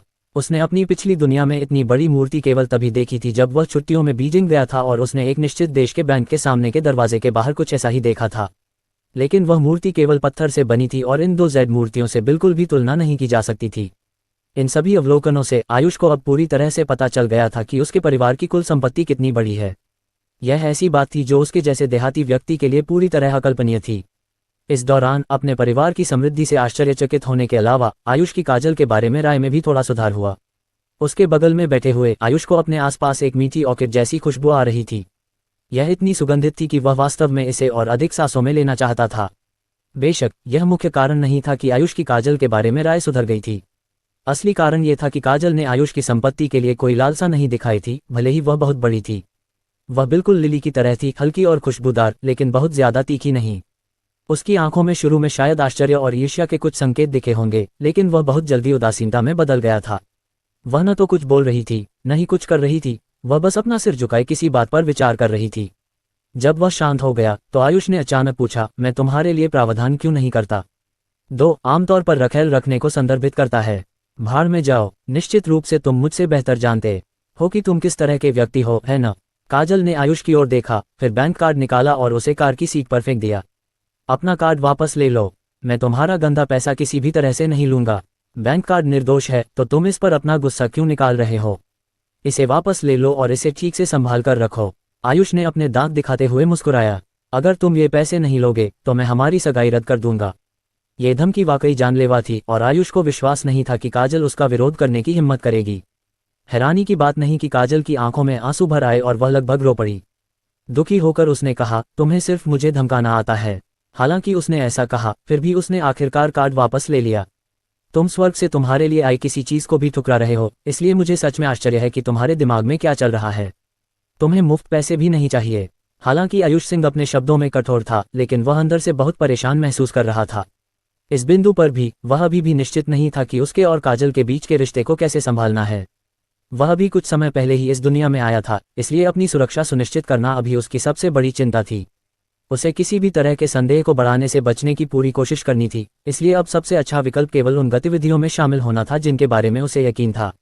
बाद में मेरे साथ बर्बाद करने के लिए आओ। भले ही तुम्हें ये पसंद न हो, तुम अब मेरे साथ बाहर हो। तुम्हें कम से कम मुझे थोड़ा सा समायोजित करना चाहिए, है ना? सबसे महत्वपूर्ण बात यह है कि आयुष सिंह इस दुनिया से बहुत अपरिचित था, इसलिए उसे किसी ऐसे व्यक्ति की जरूरत थी जो इस दुनिया से परिचित हो ताकि वह गलत रास्ते पर न जाए। काजल की प्यारी सी नाक हिल गई जब उसने कहा, क्या तुम्हारी कोई महत्वाकांक्षा नहीं है? हालांकि उसके स्वर में अभी भी थोड़ा गुस्सा था, कम से कम उसने उसके प्रस्ताव को सीधे तौर पर अस्वीकार नहीं किया। क्या तुम्हारे पास बर्बादी के अलावा और कुछ नहीं है जो तुम कर सको? फिलहाल ऐसा कुछ भी नहीं है जो मैं करना चाहता हूं और कर सकता हूं। आयुष सिंह ने ठहाका लगाकर हंसा। उसने अचानक विषय बदल दिया और कहा, जिसके बारे में बात कर रहा हूं, वास्तव में पैसा बर्बाद करना एक तरह का कौशल है। क्या आपको लगता है कि पैसा बर्बाद करना बहुत आसान है? अगर आपको लगता है तो आप गलत हैं। उदाहरण के लिए, आज रात हमारे पैसे बर्बाद करने के कुछ अच्छे तरीके क्या हैं? एक ऐसी गतिविधि जो कम से कम 100,000 युआन से शुरू होनी चाहिए। अध्याय 4। ईमानदारी से कहूं तो आयुष सिंह के अनुभव के अनुसार उसे बिल्कुल भी अंदाजा नहीं था कि वह एक रात में 100,000 युआन कैसे बर्बाद कर सकता है। अपनी पिछली दुनिया में कभी कभी अपने दोस्तों को किसी रेस्तरां में खाना खिलाना उसके लिए एक फिजूलखर्ची वाला काम था, लेकिन अब उसे एक रात में 100,000 युआन बर्बाद करने पड़े। ये निश्चित रूप से उसके लिए बहुत मुश्किल काम था। काजल को साथ लाने का ये भी मुख्य कारण था, उसका परिवार कम से कम कुलीन माना जा सकता था, इसलिए बेहतर चीजों के प्रति उसका स्वाद निश्चित रूप से उसके जैसे निम्न वर्ग के व्यक्ति की तुलना में अधिक था। निश्चित रूप से काजल को यह नहीं पता था कि आयुष ने उससे ऐसा पूछने का क्या इरादा किया था। आखिरकार वह अभी भी एक युवा महिला थी, इसलिए वह पहले से ही उनके पिछले विवाद के बारे में भूल चुकी थी। उसने कहा, क्या यह आसान नहीं है? बस बाहर जाओ और जुआ खेलो। इस तरह से एक रात में कई लाख युआन हारना बहुत आसान है। जुआ, ये वास्तव में पैसे बर्बाद करने के सबसे अच्छे तरीकों में से एक था। आयुष बहुत खुश था। तो चलो जुआ खेलते हैं। ड्राइवर ढूंढो, चलो। वह कहने की योजना बना रहा था, आसपास के सबसे बड़े कैसीनो को ढूंढो और वहां जाओ, लेकिन उसे याद आया कि चूंकि इस शरीर का पिछला मालिक एक अपव्ययी व्यक्ति था, इसलिए वह पहले से ही यहाँ के कैसीनो में नियमित रूप से आता जाता होगा। अगर उसने कोई संकेत दिया कि वह इस शहर के कैसीनो से अपरिचित है, तो वह उसकी पहचान उजागर कर सकता है। इसलिए उसने सीधे ड्राइवर को चलने का निर्देश दिया, यह मानते हुए कि ड्राइवर को शहर के अधिकांश मार्गों से परिचित होना चाहिए, क्योंकि यह मूल रूप से उसके काम के लिए आवश्यक था। आश्चर्य की बात नहीं कि ड्राइवर ने जवाब दिया, ठीक है। जैसे ही उसने एक्सीलेटर दबाया, इंजन जोर से धड़कने लगा और कार तेजी से भाग गई। कैसीनो के रास्ते में आयुष ने सड़क के किनारे के दृश्यों को ध्यान से देखा और अपने दिल में गणना की। विला से शहर तक लगभग 10 मिनट लगते हैं। जब से हम मुख्य सड़क पर आए हैं, इमारतें और दृश्य मेरे देश से बहुत अलग नहीं दिखे हैं। मैं अभी भी अनिश्चित हूं कि इस देश को क्या कहा जाता है और इसकी शासन प्रणाली क्या है। मुझे भविष्य में धीरे धीरे इस पर जांच करनी होगी। सबसे महत्वपूर्ण बात यह है कि मुझे सावधान रहना चाहिए कि मैं क्या कहूं और बाद में बहक न जाऊं। जैसे जैसे लिमोजीन आगे बढ़ती गई, आसपास का नज़ारा तेजी से गुजरता गया। रास्ते में आयुष सिंह ने कई होटल, इंटरनेट कैफे, निजी क्लब, नाइट क्लब वगैरह देखे। आमतौर पर सब कुछ उसकी पिछली दुनिया के बड़े शहरों जैसा ही था। बहुत जल्दी ही गाड़ी धीरे धीरे रुक गई। ड्राइवर ने पीछे मुड़कर देखा और कहा, युवा मास्टर, हम डेबोरा कैसीनो पहुंच गए हैं। आयुष ने पलटकर देखा। उनकी कार एक चमकदार और शानदार इमारत के नीचे खड़ी थी। इमारत 6 मंजिल ऊंची थी और नियॉन लाइटों से जगमगा रही थी। इमारत में लगातार समाजसेवियों और सफल दिखने वाले पुरुषों का आना जाना लगा रहता था। एक नज़र में आयुष को पता चल गया कि यह एक प्रतिष्ठित कैसीनो है। अपना कपड़ा सीधा करते हुए आयुष ने सूखी खांसी की और स्वाभाविक रूप से काजल का हाथ पकड़ लिया। उसने मुस्कुराते हुए कहा, ठीक है, चलो शिनिक्सन, मेरे साथ मौज मस्ती करने का समय आ गया है। उसका हाथ वापस खींचने की कोशिश करते हुए काजल ने गुस्से में कहा, मैं तुम्हें चेतावनी दे रही हूँ, मुझे मत छुओ, अन्यथा तुम्हें परिणाम पसंद नहीं आएंगे। भले ही तुम मेरी मंगेतर हो, मैं तुम्हारे साथ नरमी नहीं बरतूंगी। ठीक है, ठीक है। आयुष ने बेपरवाही से कंधे उचका दिए। जल्दी करो और चलो बर्बाद करते हैं। हम बाद में दूसरी चीज़ों के बारे में बात कर सकते हैं। ओह, यह मुझे याद दिलाता है, बाद में तुम्हें बर्बाद करने में मेरी मदद करनी होगी। अगर मैं इसे अकेले करूं तो ये बहुत धीमा हो जाएगा। 2 जोड़ी हाथ एक से ज्यादा तेज होते हैं। तुम बेकार के बदमाश हो। काजल ने मुंह बनाया। उसका चेहरा अनिच्छा से भरा हुआ लग रहा था। डेबोरा कैसीनो में प्रवेश करने के बाद एक बेलबॉय पहले से ही प्रतीक्षा में खड़ा था। आयुष को देखकर उसने तुरंत झुककर अभिवादन किया। युवा मास्टर आयुष, आप यहाँ हैं। आपका स्वागत है, कृपया अंदर आएं। जैसा कि अपेक्षित था, यहाँ के लोग उसे जानते थे। आयुष सिंह ने चुपके से अपना ठंडा पसीना पोंछा। वह भाग्यशाली था कि उसने कार में वापस आकर अपनी बात जल्दी से बदल ली थी, अन्यथा वह निश्चित रूप से खुद को उजागर कर देता। उसका ड्राइवर भले ही साधारण दिखता हो, लेकिन उसे इस बात पर कोई संदेह नहीं था कि उसका ड्राइवर वापस लौटने पर आयुष सिंह द्वारा कही गई बातों या किए गए कामों के बारे में उसके माता पिता को विस्तार से बताएगा। अगर उसके माता पिता को उस पर शक होने लगा तो यह निश्चित रूप से एक बहुत बड़ी परेशानी का विषय बन जाएगा। आयुष को कैसीनो के मामले में बिल्कुल भी अनुभव नहीं था। सौभाग्य से उसके साथ काजल थी। उसे आगे बढ़ने देना ही सबसे अच्छा था। शिनिक्सन, अब तुम्हें परखने का समय आ गया है। इस कार्ड पर 300,000 युआन हैं। पिन 6-0 है, जो तुम्हें पहले से ही पता है। तो मुझे दिखाओ कि तुम इसे कैसे बर्बाद करने जा रही हो। हे, भले ही वह इस जगह से अपरिचित था, फिर भी यह ठीक था। काजल इस दुनिया की मूल निवासी थी और खुद एक प्रतिष्ठित परिवार से आई थी। भले ही उसने पहले कभी इस तरह का काम न किया हो, लेकिन उसे कम से कम इसके बारे में थोड़ा बहुत तो पता होना चाहिए। कैसीनो चिप्स के लिए आदान प्रदान और जुआ खेलने के लिए टेबल खोजने जैसी गतिविधियां उसके लिए कोई समस्या नहीं होनी चाहिए। तुम बड़े बदमाश, क्या ये काफ़ी नहीं है कि तुम अकेले ही पैसे बर्बाद कर रहे हो? तुम्हें मुझे भी इसमें घसीटना होगा। काजल ने उसे एक उदास नज़र से देखा, लेकिन उसे अस्वीकार नहीं किया। उसने सीधे बेलबॉय को कार्ड थमा दिया। इसे 200,000 युआन के चिप्स के साथ बदलो, फिर हमें ऊपरी मंजिल पर वीआईपी कमरे में ले आओ। ये बदमाश वैसे भी बिल का भुगतान करेगा। हालांकि उसने आयुष सिंह के अनुरोध को अस्वीकार करने की हिम्मत नहीं की, लेकिन उसके स्वर से उसके प्रति उसकी नाखुशी झलक रही थी। सौभाग्यवश उसने उसे अपने साथ चलने के लिए कहा और उसे अपना रास्ता दिखाने दिया। आयुष का दिल लगभग उछल पड़ा था। यह अच्छी बात थी कि उसे अपना काम करने के लिए एक कुल्हाड़ी वाला मिल गया था। अगर ऐसा नहीं होता तो वह सिर्फ 2 वाक्यों में ही अपने बारे में संदेह पैदा कर लेता। जहां तक काजल के उसके प्रति रवैये की बात है, तो वह बिल्कुल भी महत्वपूर्ण नहीं था। काजल ने खुद को बिल्कुल भी कुल्हाड़ी वाला आदमी नहीं माना। उसने गर्व से कहा, तुम्हारा उद्देश्य बर्बाद करना है, लेकिन मैं तुम्हें आज ऐसा करने से रोकूंगी। तुम जहां भी जाओगे मैं तुम्हारा पीछा करूंगी। ठीक है, ठीक है, ठीक है। आयुष मन ही मन हंस रहा था, लेकिन उसके चेहरे पर इस बात की कोई परवाह नहीं थी। जब तक हम बर्बाद कर सकते हैं, तुम जितना चाहो मेरा पीछा कर सकते हो। मेरे लिए यह कोई बड़ी बात नहीं है। ठीक उसी समय वे लिफ्ट में घुस गए और ऊपर चले गए। लिफ्ट में आयुष अभी भी काजल से झगड़ रही थी। शिनिक्सन, तुम्हें बाद में पैसे बर्बाद करने में मेरी मदद करनी चाहिए। जितनी जल्दी हो सके उतना अच्छा है। अगर हमारे पास पैसे खत्म हो गए तो मैं अपने माता पिता से और पैसे मांगूंगा। आज रात यहाँ हमारा एकमात्र उद्देश्य पैसे बर्बाद करना है। काजल ने गुस्से में कहा, तुम सिर्फ बर्बादी के बारे में सोचते हो, तब भी जब तुम मेरे साथ बाहर होते हो। तो फिर सपने देखते रहो। मेरे रहते हुए तुम कभी वो नहीं पा सकोगे जो तुम चाहते हो। वे बहुत जल्दी शीर्ष मंजिल के वीआईपी कमरे में पहुंच गए। आयुष सिंह को देखते ही प्रबंधक ने तुरंत दरवाजा खोला और कहा, आप यहाँ हैं, यंग मास्टर आयुष। कृपया अंदर आएं। आपकी पसंदीदा टेबल 2 आपके लिए आरक्षित रखी गई है। ठीक है, मुझे मिल गया, आयुष ने साफ साफ जवाब दिया। हालांकि इस पर उसका दिल तेजी से धड़क रहा था। ये टेबल 2 कहाँ है? मुझे इसे जल्दी से ढूंढना होगा, अन्यथा ये समझाना मुश्किल हो जाएगा कि मुझे क्यों नहीं पता कि यह कहाँ है। फिर से ऐसा लग रहा था कि आज काजल को अपने साथ लाना उसके लिए भगवान का आशीर्वाद था। इस बिंदु पर उसने उत्सुकता से पूछा, तुम हमेशा टेबल 2 पर क्यों जाते हो? मुझे अभी एहसास हुआ कि तुम जो भी खरीदते हो या करते हो, तुम हमेशा नंबर 2 को प्राथमिकता देते हो। तुम सच में मेरी परी हो। ये सवाल बिल्कुल सही समय पर आया था। आयुष इतना आभारी था कि वह उसे अपनी बाहों में खींचकर चूमना चाहता था। मूर्ख होना मेरे स्वभाव में है। अगर मैं किसी जगह पर बैठना चाहता हूं तो वह नंबर 2 पर ही होगी। नंबर 1 टेबल पर बैठना अपने आप के साथ अन्याय करना होगा। स्टीवर्ट को अपना चेहरा सीधा रखने के लिए संघर्ष करते देख काजल ने चाहा कि वह यहीं एक गड्ढा खोदकर उसमें छिप जाए। उसका चेहरा लाल हो गया और उसने जोर से कहा, मैं तुम्हारे साथ मूर्ख की तरह व्यवहार नहीं करना चाहती। मैं उस टेबल पर नहीं बैठूंगी। तुरंत दूसरी टेबल पर बैठ जाओ या मैं घर जा रही हूं। ये वही शब्द थे जिनका उसे इंतजार था। आयुष ने असहायता से कंधे उचकाते हुए कहा, ठीक है, तो हम आज के लिए बस एक यादृच्छिक टेबल पर बैठेंगे। हम जहां भी आप चाहें बैठेंगे। क्या आप ऐसा करेंगे? ये बेहतर है। काजल ने मुंह बनाया और अंदर चला गया, साथ ही उसे निर्देश भी दिया, मैं तुम्हें पहले ही चेतावनी दे रहा हूं, मेरे बहुत करीब मत आना। अगर नहीं तो मुझे डर है कि मैं भी तुम्हारी तरह मूर्ख बन जाऊंगा। ठीक है, ठीक है, आप जो भी कहें। आयुष ने खुद को हंसने से रोका और काजल के साथ वीआईपी लाउंज में घुस गया। जैसा कि कुख्यात शीर्ष अपव्ययी से अपेक्षा की जाती है, आयुष जैसे ही अंदर आया, उसे चारों ओर से अभिवादन की आवाजें सुनाई देने लगीं। ये यंग मास्टर आयुष है। कितने दुर्लभ अतिथि हैं। आज आप क्या खेलने की योजना बना रहे हैं, young master Ayush? Young master Ayush वास्तव में अपने साथ एक युवा महिला को लेकर आए हैं। क्या वह आपकी प्रियतमा है? मैं आपको बधाई देता हूँ। आयुष के चेहरे पर हल्की मुस्कान थी, लेकिन उसने कुछ नहीं कहा।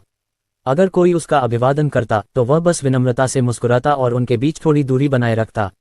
अन्यथा अगर वह किसी परिचित से टकरा जाता या कोई उससे अपने माता पिता के सामने उनके लिए कुछ अच्छी बातें कहने के लिए कहता, तो यह वास्तव में परेशानी भरा होता।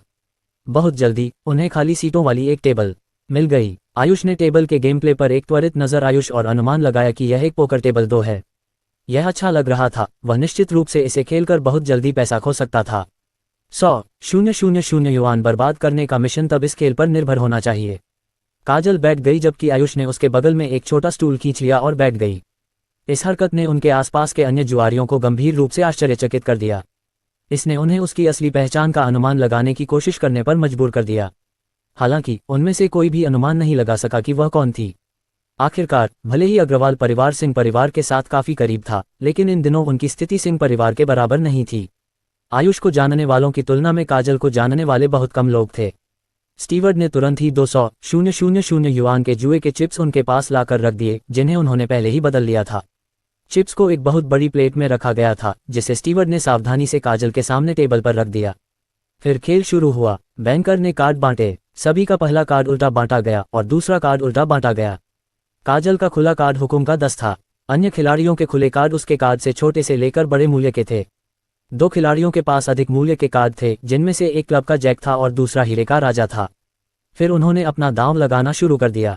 काजल ने अपने सामने रखे हुए ढेर से 500 नंबर वाली एक चिप ली और उसे टेबल के बीच में रख दिया। जब आयुष ने ये देखा तो उसकी भौहें तन गईं और उसने धीमी आवाज में पूछा, अरे मुझे ये पूछना है शिनिक्सन, क्या तुम सच में बर्बाद करना जानती हो? 200,000 मूल्य की चिप्स के साथ तुम एक बार में केवल 500 पर ही दांव क्यों लगा रही हो? तुम्हें कम से कम 5,000 पर दांव लगाना चाहिए। काजल ने उसकी ओर देखा और गुस्से से कहा, 500 युआन के चिप्स पहले से ही बहुत हैं, ठीक है? क्या आपको लगता है कि हर कोई आपकी तरह ही खर्चीला है? आयुष को इस पर बहुत पसीना आ रहा था। 500 से शुरू करके भले ही वह फॉलो करती रहे और खेल में बनी रहे, फिर भी उसके लिए इस राउंड में बहुत कुछ खोना असंभव था। उसके पास अपनी समय सीमा तक केवल 3 घंटे या उससे भी कम समय बचा था। इस प्रकार फॉलो करने के केवल एक राउंड के बाद आयुष ने बिना किसी हिचकिचाहट के तीसरा कार्ड देखने से पहले ही दांव को 5,000 तक बढ़ा दिया। 5,000 चिप रखने के बाद आयुष ने बंद कार्ड को देखा। ये क्लब का 8 था। जब उसने इसे देखा तो उसके चेहरे पर तुरंत संतुष्टि के भाव आ गए। ऐसे कार्ड के साथ वह निश्चित रूप से यह गेम हारने वाला था। वह पलक झपकते ही 5,500 युआन हार जाता। हारने के लिए ये काफी अच्छी गति होगी, निश्चित रूप से प्रशंसा के योग्य। हालांकि आयुष सिंह जल्द ही अचंभित रह गया। पहले खिलाड़ी ने फोल्ड कर दिया, फिर दूसरे खिलाड़ी ने भी फोल्ड कर दिया, उसके बाद तीसरे, चौथे और यहां तक कि आखिरी खिलाड़ी ने भी फोल्ड कर दिया, जिसके पास राजाओं की एक खुली जोड़ी थी। आयुष ने सिर पर पसीना भरे देखा। स्क्रिप्ट में ऐसा नहीं होना चाहिए था। इतने स्पष्ट हाथ के साथ उन्होंने मुझसे जितना संभव हो सके उतना जीतने का अवसर क्यों नहीं लिया? मैं आज खेल को गलत तरीके से खेल रहा हूं। ऐसा ही होना चाहिए। बाकी सभी खिलाड़ी सोच रहे थे। उसने बिना अपने कार्ड देखे ही 5,000 का दांव लगा दिया, तो इससे पता चलता है कि उसे पता है कि इस खेल में उसे कौन से कार्ड मिलेंगे। अगर ऐसा है तो कोई मूर्ख ही ऐसा करेगा। चूंकि वह अपने साथ ताश खेलने के लिए इतनी सुंदर महिला को लाया था, इसलिए मुझे कम से कम उसे कुछ सम्मान तो देना चाहिए। मुझे उसे थोड़ा जीतने देने में कोई आपत्ति नहीं है, लेकिन हम 5,000 की बात कर रहे हैं। अगर मैं भी ऐसा ही करता तो मैं पूल में कम से कम 30 से 40,000 जीत सकता था। ये पहले से ही अधिकार के लिए पर्याप्त है, इसलिए इतना बड़ा दांव लगाने की जरूरत नहीं है। ये युवा लड़का बहुत अधीर है, उसे धीरे धीरे खेलना चाहिए था। इतनी बड़ी बाजी लगाकर शुरुआत करने के बाद कौन उसके साथ इस तरह से खेलना बर्दाश्त कर सकता है? अध्याय 5। इस समय हर किसी के अपने अपने विचार थे, कोई भी उसकी शर्त पर आंख मूंद कर अमल नहीं कर रहा था। आयुष ने अपनी थोड़ी रगड़ी और सोचा, हम वीआईपी कमरे में हैं। अगर यह मेरी पिछली दुनिया में होता तो इस तरह के परिदृश्य के आधार पर सट्टेबाजी पूल कम से कम कई मिलियन मूल्य तक जाना चाहिए था। लेकिन यहाँ लोग इतने रूढ़िवादी तरीके से क्यों खेल रहे हैं? मैंने कहीं कुछ गलत धारणाएं बना ली होंगी। अगला गेम पहले ही शुरू हो चुका था। काजल ने फिर से 500 युआन की शर्त के साथ शुरुआत की और दूसरे खिलाड़ियों ने भी राउंड के लिए उसका अनुसरण किया। उसके बाद उसने फिर से 500 युआन की शर्त लगाई। 3 राउंड के कार्ड बांटे जाने के बाद आखिरकार किसी के पास मजबूत हाथ दिखाई दिया और उस व्यक्ति ने दांव बढ़ाकर 1,000 युआन कर दिया। इस बिंदु पर कमजोर हाथ वाले खिलाड़ी फोल्ड करने लगे। मैं समझ गया, अब मैं समझ गया। ये नाटक देखकर आयुष ने तुरंत स्थिति को समझ लिया। मैं यहाँ एक मामले में कुछ गलत समझ गया हूँ, और वह है इस दुनिया की मुद्रा की क्रय शक्ति। मेरी पिछली दुनिया में एक कार की कीमत आमतौर पर लगभग 100,000 युआन होती थी, लेकिन यहाँ पर इसकी कीमत शायद केवल 50,000 से 60,000 युआन या यहाँ तक कि 30,000 से 40,000 युआन होनी चाहिए। अगर यहाँ युआन मेरी पिछली दुनिया में यूरो के बराबर है, तो 5,000 युआन की मेरी पिछली शर्त वास्तव में काफ़ी असाधारण लगती है। इसमें कोई आश्चर्य नहीं है कि वे सभी डर गए और हार मान गए। हालांकि आयुष को पता था कि यह उतना अतिशयोक्तिपूर्ण नहीं हो सकता जितना उसने सोचा था, लेकिन उसने महसूस किया कि यह उसके अनुमान से बहुत दूर नहीं होना चाहिए। भले ही यहाँ युआन की क्रय शक्ति उसकी पिछली दुनिया में यूरो जितनी मजबूत न हो, लेकिन ये कम से कम वहाँ अमेरिकी डॉलर जितनी मजबूत होनी चाहिए। इस मामले में 3 घंटे में 100,000 युआन बर्बाद करना उतना आसान नहीं होगा जितना उसने सोचा था। अगर वह मिशन पूरा नहीं कर पाया तो उसके मौजूदा गुण अंक काट लिए जाएंगे। अगर वह वाकई बदकिस्मत रहा और उसके यौन क्षमता गुण से अंक कट गए, ओ बकवास, तो उसका लिंग सिर्फ एक पेंसिल की नोक जितना बड़ा हो सकता है। इस धारणा ने आयुष को पसीने से तरबतर कर दिया।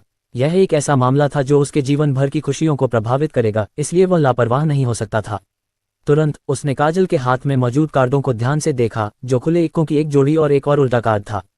अन्य सभी खिलाड़ियों ने फोल्ड कर दिया, जिससे काजल को इस दौर के लिए कम से कम 5000 युआन के चिप्स जीतने का मौका मिल गया। आयुष हताश होकर किनारे से कुछ बुदबुदा रहा था। हम यहाँ बर्बाद करने आए हैं, जीतने नहीं। क्या तुम सच में समझते हो कि बर्बाद करने का क्या मतलब होता है?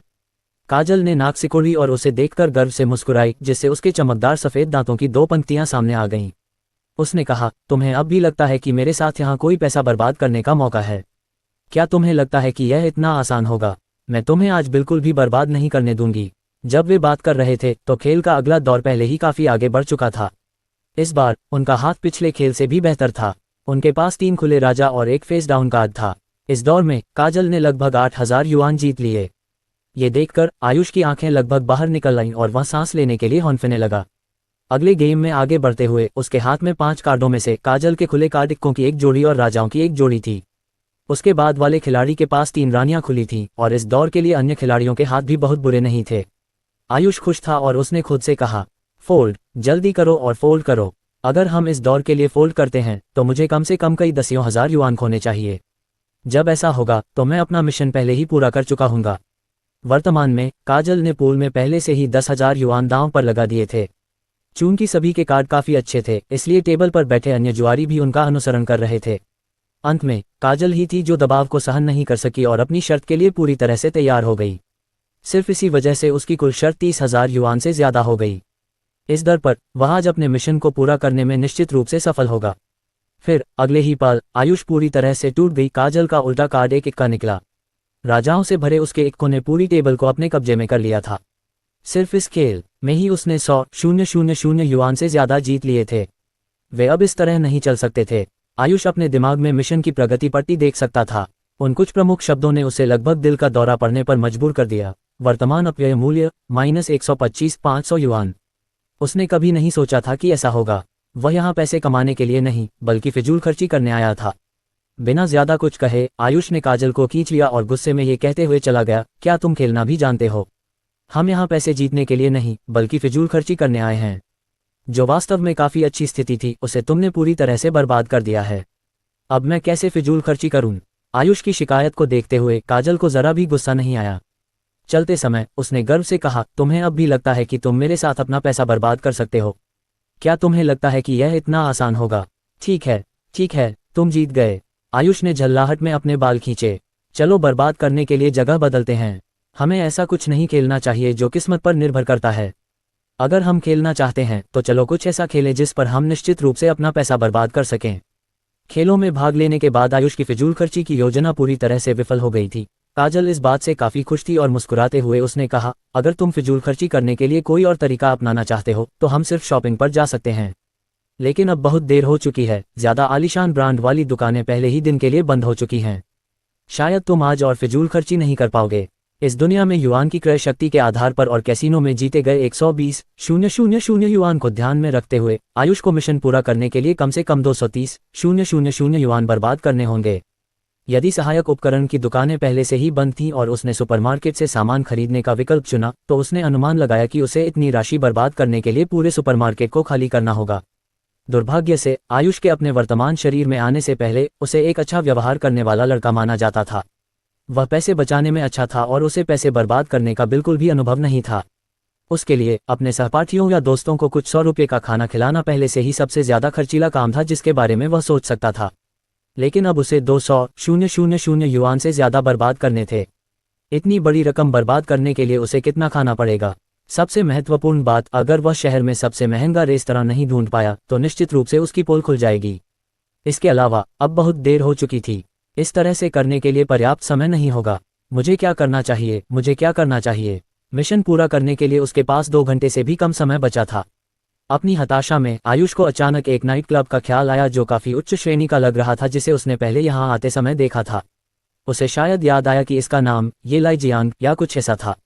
एक बेहद ऊंची और शानदार दिखने वाली इमारत में लगी चमकदार नियॉन लाइटों से अंदाजा लगाया जा सकता है कि यह निश्चित रूप से पैसे बर्बाद करने के लिए एक अच्छी जगह थी।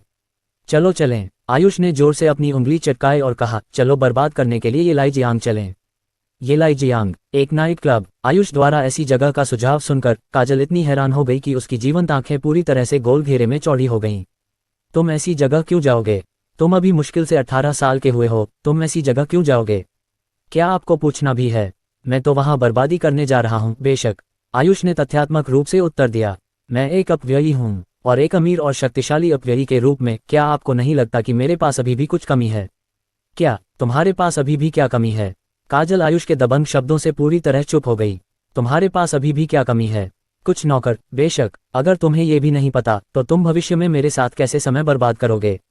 आयुष ने सीढ़ियों से नीचे उतरते हुए कहा, सीढ़ियों की इस उड़ान को देखो।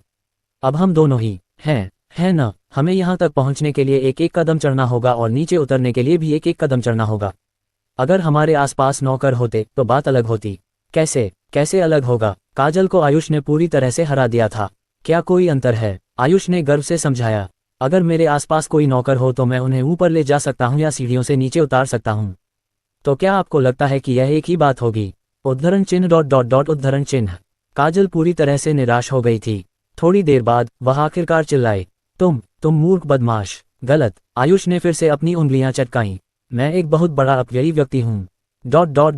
सिंह परिवार के विला में आयुष के माता पिता पहली मंजिल के लिविंग रूम में सोफे पर बैठे थे। उसके पिता ने दुनिया की सबसे अच्छी किस्म की टाइग्वानियन चाय का एक घूंट लिया और धीमी आवाज में कहा, प्यारी, अनिल अग्रवाल के सगाई के प्रस्ताव के बारे में तुम क्या सोचते हो? आयुष की मां ने कुछ देर सोचा और फिर मुस्कुराते हुए जवाब दिया, शायद ये किसी बात को टालने की साजिश है। मैं बता सकती हूँ कि काजल हमारी आयुष को बहुत नापसंद करता है। मैंने ये भी सुना है कि अनिल अग्रवाल की कंपनी इस समय वित्तीय कठिनाइयों का सामना कर रही है। आज उसके साथ हमारी बातचीत से उसका हमसे ऋण प्राप्त करने का इरादा बिल्कुल स्पष्ट था। मैंने जो देखा उसके अनुसार 80% संभावना है कि वह केवल सगाई का प्रस्ताव इसलिए दे रहा है क्योंकि उसके पास कोई और विकल्प नहीं बचा है। आयुष के पिता ने सिगरेट जलाई, सिर हिलाया और कहा, हाँ, मेरी राय भी आपकी ही तरह है। इस बारे में बात करते हुए अनिल परिवार और हमारे सिंह परिवार का रिश्ता पिछली पीढ़ी में शुरू हुआ था। इस सगाई के बिना भी अगर वह मुझसे कर्ज मांगता तो मैं उसे मना नहीं करता। लेकिन यह अनिल अग्रवाल अभी भी दूसरों का एहसान मानने को उतना ही अनिच्छुक है। जब भविष्य में उसकी कंपनी इस कठिनाई से उभरेगी तो क्या आपको लगता है कि वह सगाई से मुकर जाएगा? आयुष की मां मुस्कुराए, अपने पति को डांटते हुए कहा, जब तुम उसके इरादे पहले से ही जानते हो तो तुम मुझसे क्यों पूछ रहे हो? असल में मुझे सबसे ज्यादा चिंता इस बात की नहीं है कि वे सगाई से मुकरेंगे या नहीं, बल्कि इस बात की है कि भविष्य में हमारे आयुष का क्या होगा।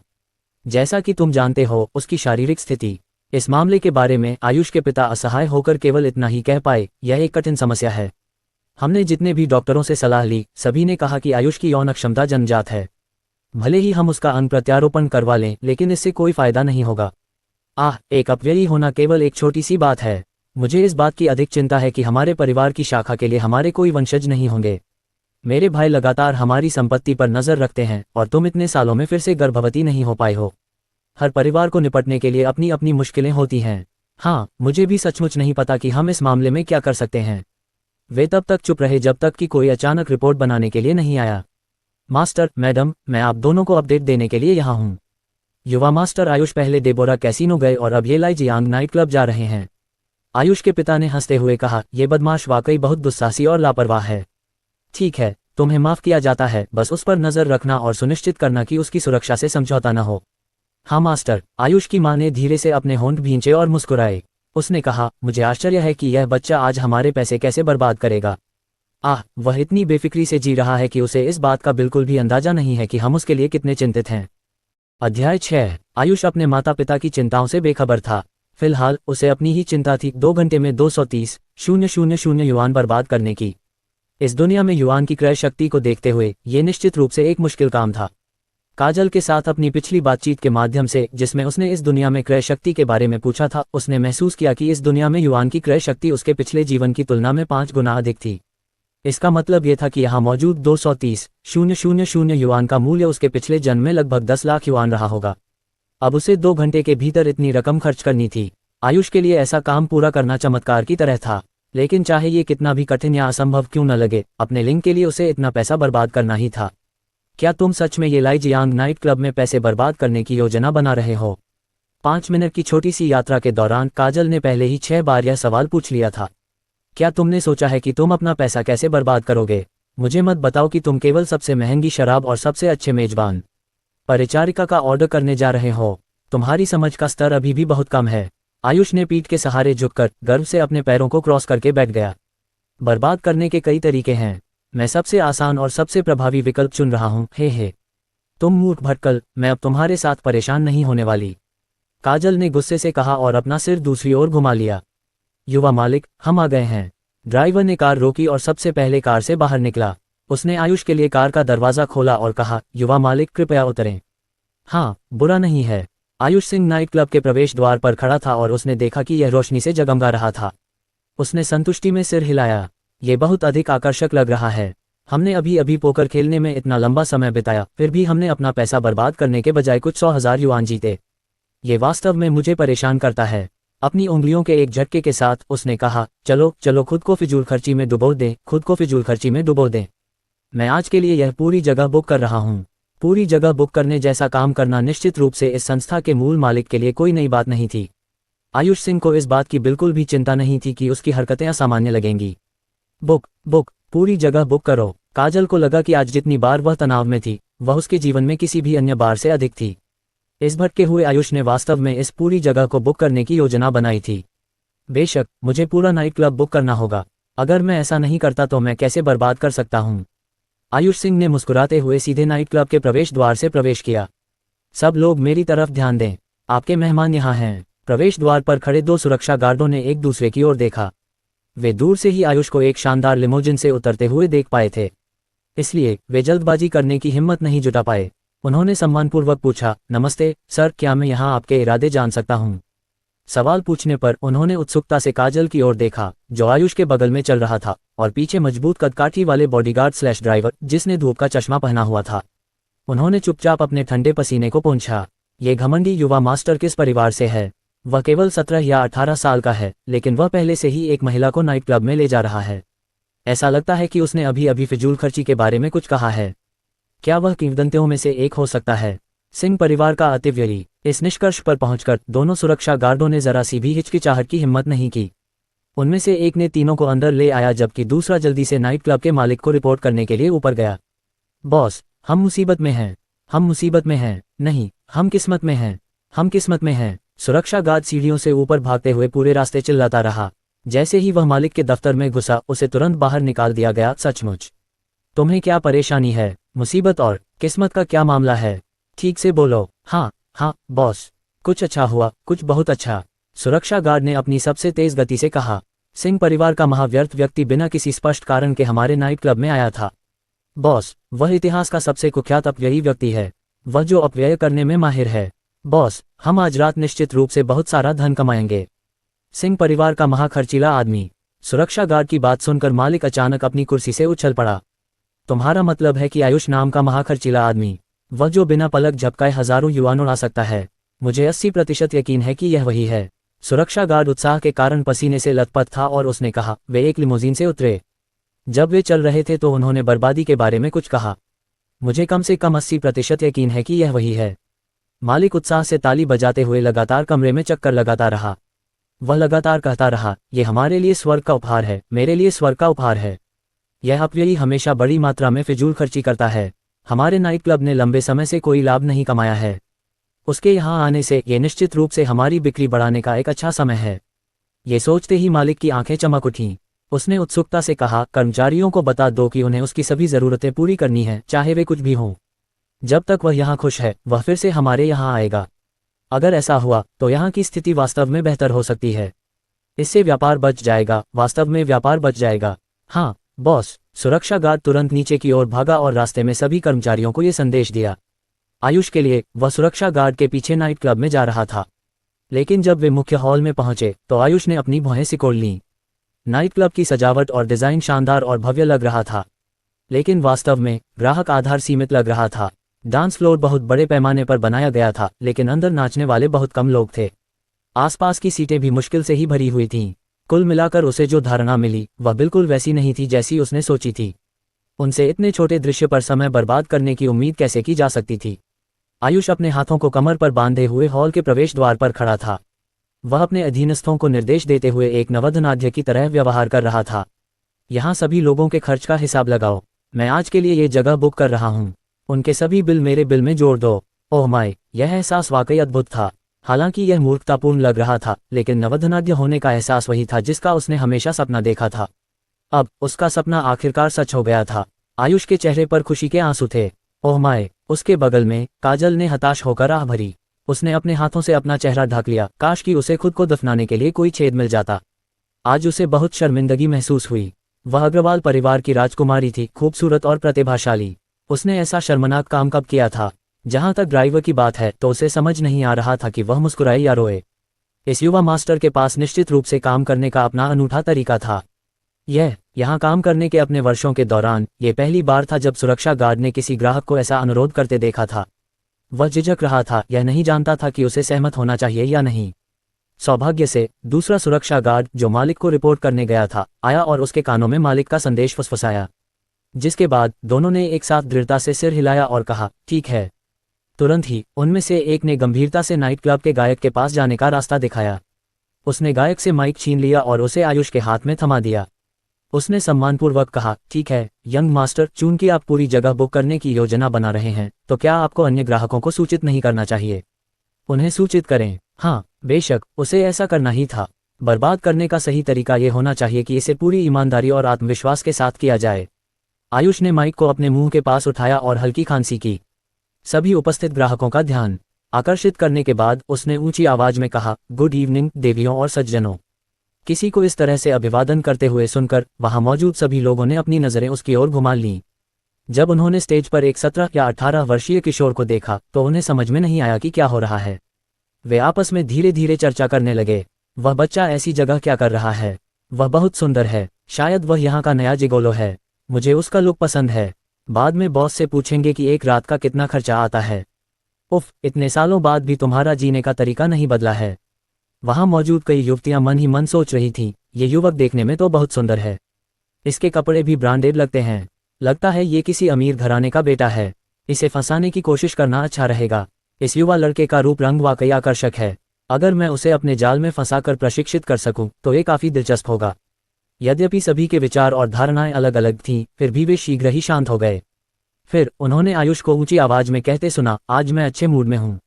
मेरी मंगेतर का मेरे साथ बाहर आना दुर्लभ है, इसलिए मैं आज के लिए यह पूरी जगह बुक कर रहा हूं। सभी का खर्च मेरे बिल में डाला जाएगा। बेशक इसमें टिप शामिल नहीं है। एक नवधनाढ्य, एक असली नवधनाढ्य ऐसा ही दिखता है, क्या आप देखते हैं? उसने बिना ज्यादा सोचे समझे पूरी जगह बुक कर ली, सिर्फ इसलिए क्योंकि उसका मूड अच्छा है। काजल ने गुस्से से अपना पैर बगल में पटका। तुम्हारी मंगेतर कौन है? लेकिन उसने यह बात सिर्फ अपने मन में ही कहने की हिम्मत की। उसके पास सीधे विरोध करने की हिम्मत नहीं थी। तुरंत ही वहां विस्मय की ध्वनियां गूंजने लगीं। युवतियों की नजरें आयुष सिंह की ओर बदल गईं। उनकी आंखों में सुनहरी चमक थी। वे आयुष सिंह को ऐसे देख रही थी मानो वह सोने का पहाड़ हो। मानो इतना ही काफी नहीं था। आयुष ने आगे कहा, ओह ठीक है, एक और बात। मैं कुछ सहायकों को काम पर रखना चाहता हूँ। ओह, इसे ही किंवदंतियों में पैसे वाला कहा जाता है। युवा और सुंदर महिलाओं को पहले प्राथमिकता दी जाती है। मैं एक मूर्ख और अमीर आदमी हूँ। जो इच्छुक हैं वे अभी आएं और मुझे खोजें। मासिक वेतन 10,000 युआन है, टिप अलग से गिनी जाएगी। पद सीमित हैं और यह ऑफर केवल अभी उपलब्ध है। नौकरों को काम पर रखना।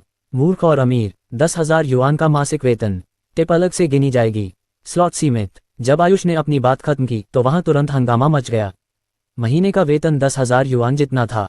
वे सिर्फ 1 साल की मेहनत के बाद एक बड़ा अपार्टमेंट खरीद सकते थे। आपको पता होना चाहिए कि एक अच्छे खासे व्हाइट कॉलर कर्मचारी का औसत वेतन सिर्फ 3,000 से 5,000 युआन था। इतना ही नहीं, टिप की गिनती भी अलग से की जाती थी। जिस तरह से वह खर्च करता था उसे देखते हुए उन्हें लगा कि टिप काफी बड़ी होगी। पलक झपकते ही कम से कम 10 जवान और अच्छी दिखने वाली औरतें चिल्लाने लगीं और उसकी तरफ झपट पड़ीं। आयुष के पास पहुंचते ही वे लगभग उस पर झपटने और उसके पैरों को जकड़ने के लिए मचल उठीं। मैं ये कर सकता हूँ, मैं ये कर सकता हूँ। कृपया मुझे ले जाए, कृपया मेरे लिए व्यवस्था कीजिए। टू मुझे चुनो, मुझे चुनो। मैं खाना बना सकती हूँ और बिस्तर भी गर्म कर सकती हूँ। तुम्हें मुझे चुनना चाहिए। मेरी आवाज़ कोमल है और शरीर कोमल है और मैं आसानी से तुम्हारा दीवाना हो जाऊंगा। शुरुआत में केवल महिलाएं ही आकर्षित होती थीं, लेकिन जल्द ही पुरुष भी दौड़ पड़े। उन्होंने आयुष को घेर लिया और अपनी बात कहने के लिए पूरी ताकत से चिल्लाने लगे। मैं कर सकता हूँ, मैं कर सकता हूँ। मैं लड़ सकता हूँ और मार सकता हूँ, चाहे वे बूढ़े हों या जवान। मैं एक नौकर के लिए सबसे बढ़िया विकल्प हूँ। काजल अवाक रह गई। उसने अपने हाथों से अपना चेहरा ढांक लिया, मुहर लगाई और कहा, इस अपव्ययी ने आज सचमुच मेरा चेहरा खराब कर दिया है। मेरी जीवन भर की महान प्रतिष्ठा। अगर किसी को इस बारे में पता चल गया तो मैं उनका सामना कैसे करूंगी। आयुष ने खुशी खुशी कुछ बेतरतीब चयन किया। उसने कुछ युवतियों की ओर इशारा किया जो उसकी नज़र में आईं। तुम में से कुछ ही लोग काम करेंगे। अब से तुम मेरी सहायक रहोगी। फिर उसने कुछ भयंकर दिखने वाले और मजबूत शरीर वाले पुरुषों की ओर इशारा किया। तुम में से कुछ लोग मेरे अनुचर बनोगे। अगर मैं तुम्हें पूर्व की ओर जाने के लिए कहूं तो तुम पश्चिम नहीं जा सकते। अगर मैं तुम्हें कुत्तों को पकड़ने के लिए कहूं तो तुम मुर्गियां नहीं पकड़ सकते। तुम में से किसी को इससे कोई परेशानी है? महिलाएं और युवक तुरंत सावधान होकर खड़े हो गए। बिल्कुल कोई समस्या नहीं। आयुष ने संतोष में अपना सिर हिलाया। अब से आप मुझे यंग मास्टर कहकर संबोधित करेंगे, हे।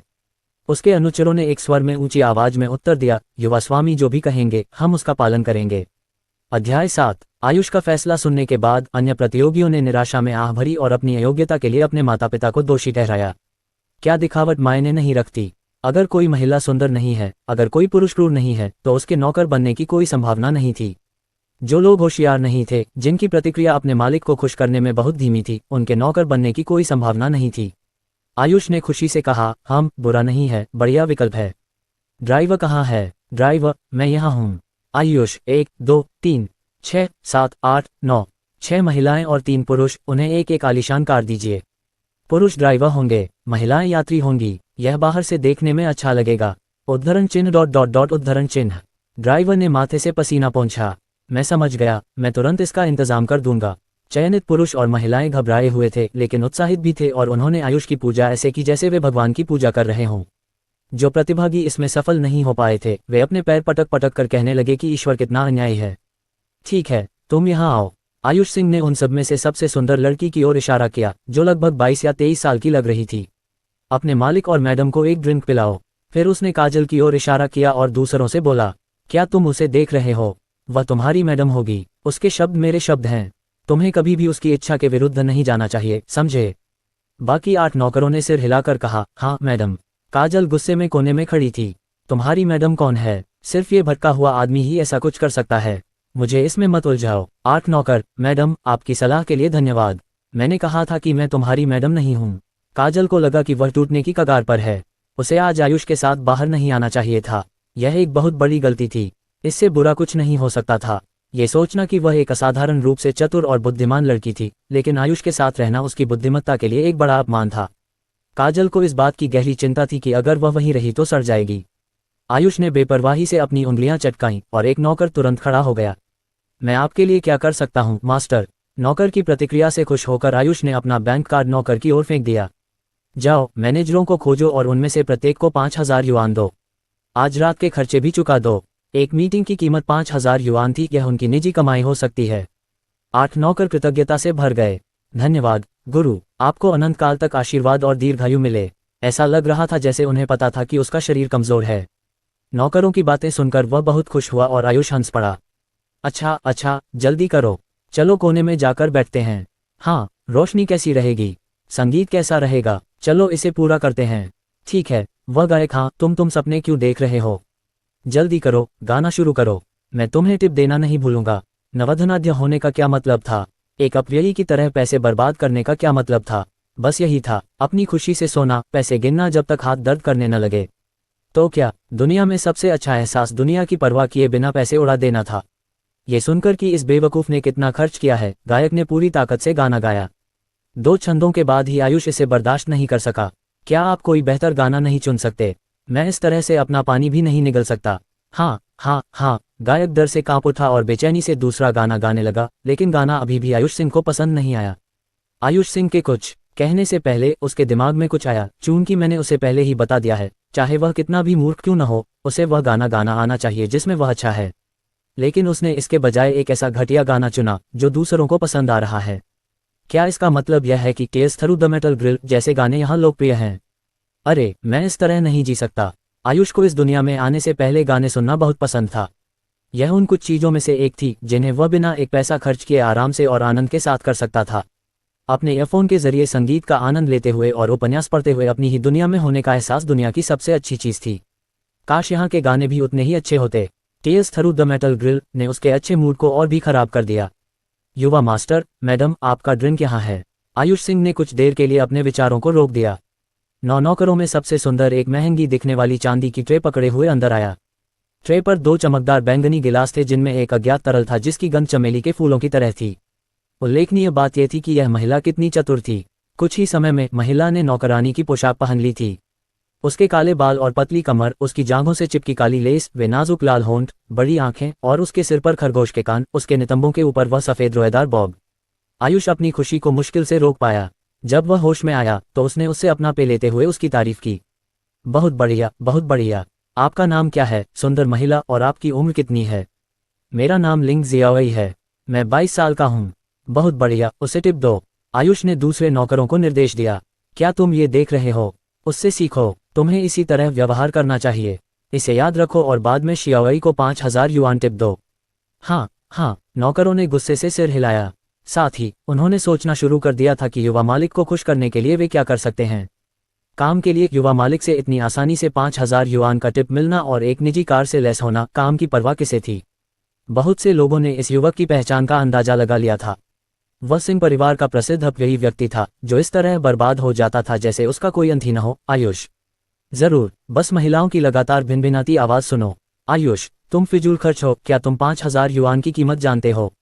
कौन लोगों को 5000 युआन टिप देता है? इस पर काजल को दुख हुआ। मेरी सामान्य दैनिक खर्च राशि केवल 500 युआन है। बिना किसी देरी के आयुष ने कहा, चाचाओं, क्या तुम्हें पता है कि अब क्या करना है? दूसरे नौकर एक दूसरे की तरफ देखने लगे, समझ नहीं पा रहे थे कि क्या करें। दूसरी तरफ लिंग शियावई सबसे होशियार थी। उसने काजल से सम्मानपूर्वक संपर्क किया। चूंकि मैडम के पास पैसे की कमी है, इसलिए कृपया ये पैसे स्वीकार करें और इसे मेरा सम्मान समझें। ये सुनकर अन्य नौकर तुरंत घबरा गए और अपनी टांगें भींचने लगे। कितनी बेवकूफ़ी है, यह अपनी वफादारी दिखाने का अच्छा मौका था।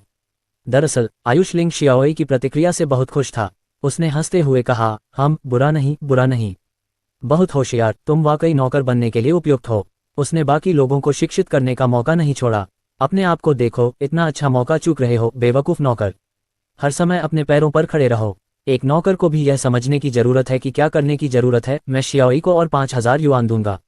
भविष्य में वह तुम्हारी नेता होगी। अगर मैं आसपास नहीं हूं तो तुम उसकी बात सुनोगे, समझे? बाकी नौकर एक स्वर में बोले, हम समझ गए। काजल निराशा में देखती रही। ये बर्बाद आदमी, मैं हार मानती हूं। अन्य नौकर कैशियर के पास से लौटे और आयुष को बताया, मास्टर, आज रात के बिलों की गणना कर दी गई है। अब तक दिए गए टिप सहित आपका कुल खर्च 73,588 युआन है। कुल राशि सुनते ही आयुष ने अपना पे थूक दिया और पूछा, आपने कहा था कि इसकी कीमत कितनी है? ये 73,588 युआन है। उन नौकरों को अपनी पीठ पर ठंडा पसीना महसूस हो रहा था। युवा मास्टर, क्या ये बहुत महंगा है? बहुत महंगा है मेरा पैर। इतने सारे लोगों का, जिसमें मैंने इतनी उदारता से बर्बाद की गई टिप भी शामिल है, सिर्फ 73,588 युआन ही बनता है। आयुष के दिमाग में ग्रेट प्रोडिगल सिस्टम आया। कुल बिल बहुत कम था, फिर भी 50,000 टिप खर्च में नहीं गिने गए। मैं जरूर कुछ गलत कर रहा हूँ। मिशन पूरा करने के लिए 201,912 युआन बर्बाद करने के लिए अभी आधा घंटा बाकी था। फिर भी टिप्स पर ध्यान नहीं दिया जाएगा।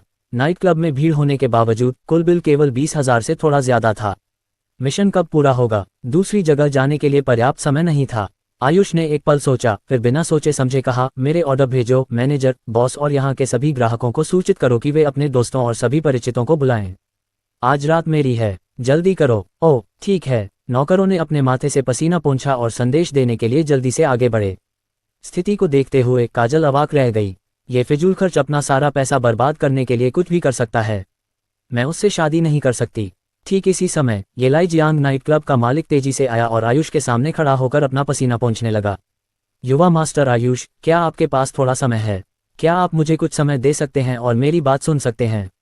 आयुष सोफे पर पीछे की ओर झुक गया। उसके बगल में कई नौकर उसके पैरों की मालिश कर रहे थे और उसके लिए फल छील रहे थे। वह इससे अधिक अभद्र नहीं दिख सकता था। छिले हुए अंगूर खाते हुए वह गुनगुनाया, क्या बात है, क्या तुम नहीं देख सकते कि मैं व्यस्त हूँ? एक फिजूल खर्च को इसी तरह व्यवहार करना चाहिए। इससे कम कोई भी व्यक्ति असफल अपव्ययी माना जाएगा। अध्याय 8। अपने सामने की स्थिति का सामना करते हुए नाइट क्लब का मालिक पसीने से लथपथ था। हालांकि उसे भी उच्च पद का व्यक्ति माना जाता था, लेकिन वह कभी भी ऐसी स्थिति में नहीं फंसा था। उसने कभी खुद को आयुष सिंह के बराबर समझने की हिम्मत नहीं की थी। ऐसे पल में उसने आयुष सिंह से खुद को कमतर महसूस किया और सावधानी से पूछा, यंग मास्टर आयुष, यह ऐसा ही है? मुझे यकीन नहीं है। क्या मैं आपसे एक पल के लिए बात कर सकता हूँ? ओह, इतना गुप्त क्यों? आयुष सिंह ने अपना ड्रिंक खत्म किया और अपना सिर झुकाकर तीनों गुर्गों को देखने के लिए पीछे मुड़ा। इस बार नौकरों ने संकेत को समझ लिया और नाइट क्लब के मालिक के पास जाकर उसकी सिर से पैर तक तलाशी ली।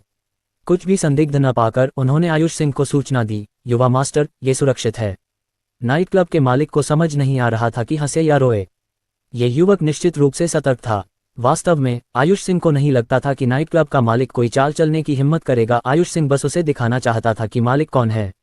नाइट क्लब के मालिक को देखकर और ये देखकर कि नाइट क्लब में ज्यादा ग्राहक नहीं थे, आयुष सिंह को पता था कि मालिक निश्चित रूप से किसी कारण से उसके पास आया था। जैसा कि आयुष सिंह ने सोचा था, जब सभी लोग वहां से चले गए, केवल काजल और नाइट क्लब के मालिक ही बचे, तो नाइट क्लब के मालिक ने सावधानीपूर्वक पूछा, यंग मास्टर आयुष, हमारे नाइट क्लब में अकुशल प्रबंधन के कारण व्यापार सुस्त रहा है।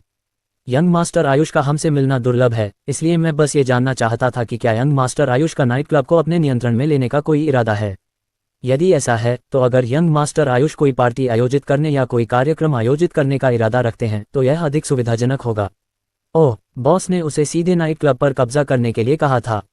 आयुष सिंह ने सोचा, क्या वह नाइट क्लब से छुटकारा पाने के लिए इतना उत्सुक है? ऐसा लगता है कि वे हर महीने बहुत सारा पैसा खो रहे हैं। यह एक उड़ाऊ व्यक्ति के रूप में मेरे मिशन को पूरा करने का एक अच्छा अवसर है। हालांकि यह उसके दिमाग में आया था, लेकिन वह पहले जैसा उड़ाऊ व्यक्ति नहीं था। वह एक उड़ाऊ व्यक्ति था जिसकी कुछ ख्वाहिशें थीं। आयुष सिंह ने विचार किया, मुस्कुराया और फिर जवाब दिया, हालांकि मैं एक उड़ाऊ व्यक्ति हूं, लेकिन आपका घर काफी महंगा है। इंटीरियर और बिल्डिंग को देखो, शायद मैं इसे वहन न कर सकूं। नाइट क्लब के मालिक ने अपना पसीना पोंछा। अरे असल में यह इतना महंगा नहीं है। पूरी इमारत के लिए सिर्फ 1.5 मिलियन, जिसमें इमारत के सामने की सजावट और पार्किंग स्थल भी शामिल है। आपका क्या फैसला है? युवा मास्टर आयुष को बस मिस्टर होम से इस बारे में चर्चा करनी है। यह एक ऐसी जगह है जहां बहुत संभावनाएं हैं। सिर्फ 1.5 मिलियन। आयुष सिंह ने अपनी ठुड्डी को हल्के से छुआ। इस तरह मैं काफी बड़ी रकम बर्बाद कर सकता हूं। मुझे ये पसंद है। उसे खुद से बुदाबुदाते हुए सुनकर काजल, जो इस समय उसके पास खड़ा था, ने उसे जोरदार लात मारी। तुम बेकार हो। तुम कुछ करने से पहले क्यों नहीं सोचते? ये जगह 4 लूप्स के बाहर है, जमीन सस्ती है। इस इमारत की कीमत अधिकतम 700,000 है। 1.5 मिलियन मांगना तुम्हारे साथ धोखा है। शिन, मैं इसी का इंतजार कर रहा था, तुमसे ये सुनने का। मैं भले ही एक खर्चीला आदमी हूं, लेकिन मैं बेवकूफ नहीं हूं। आयुष सिंह बहुत खुश थी, हालांकि उसे अचानक उसके भाषण पर आपत्ति थी। अगर मैं इतना खर्च नहीं करती तो मैं दूसरों को कैसे दिखाऊंगी कि मैं दूसरे खर्चीले लोगों से अलग हूं। ये सुनकर नाइट क्लब के मालिक मुस्कुराए। हालांकि आयुष सिंह ने फिर अपनी बात वापस ले ली, लेकिन 1.5 मिलियन वाकई बहुत ज्यादा मांगना है। भले ही मुझे घर से फिजूल खर्ची के लिए पूरा समर्थन मिलता है, लेकिन मेरे पास इतना पैसा नहीं हो सकता। हम ये कैसे कर सकते हैं?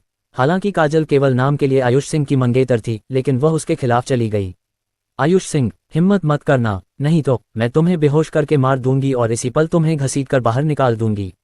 ठीक है, आयुष सिंह ने हार मान ली। मैं इस बार ऐसा नहीं करूंगा, ठीक है। जैसे ही उसने ये कहा, नाइट क्लब का मालिक घबरा गया।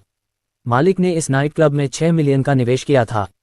वह 3 से 4 साल से व्यवसाय में था और चूंकि नाइट क्लब शहर के इलाके से बहुत दूर था, इसलिए ग्राहकों की संख्या कम थी। यह मुश्किल से चल रहा था। आखिरकार ऐसी जगह पर स्थित होने के कारण उपभोक्ता खर्च कम था। पर्याप्त उपभोक्ता खर्च के बिना नाइट क्लब के पास पैसे कमाने का कोई तरीका नहीं था। ग्राहकों की संख्या कम होने के साथ अगर मालिक ने नाइट क्लब को बेचने के लिए इस अवसर का उपयोग नहीं किया तो इससे बेहतर मौका कब आएगा? ऐसा हर रोज नहीं होता था कि मशहूर आयुष सिंह आए। अगर वह इस मौके का फायदा नहीं उठाता तो वह टोफू के टुकड़े से अपना सिर टकराकर मर सकता था। जैसे ही उसने आयुष सिंह को मना करते सुना, नाइट क्लब के मालिक ने उत्सुकता से अपनी कीमत कम कर दी। मैं समझता हूं कि कीमत ज्यादा है। क्या ये ठीक रहेगा? मैं तुम्हें 20% की छूट दूंगा। चलो इसे 1.2 मिलियन बनाते हैं।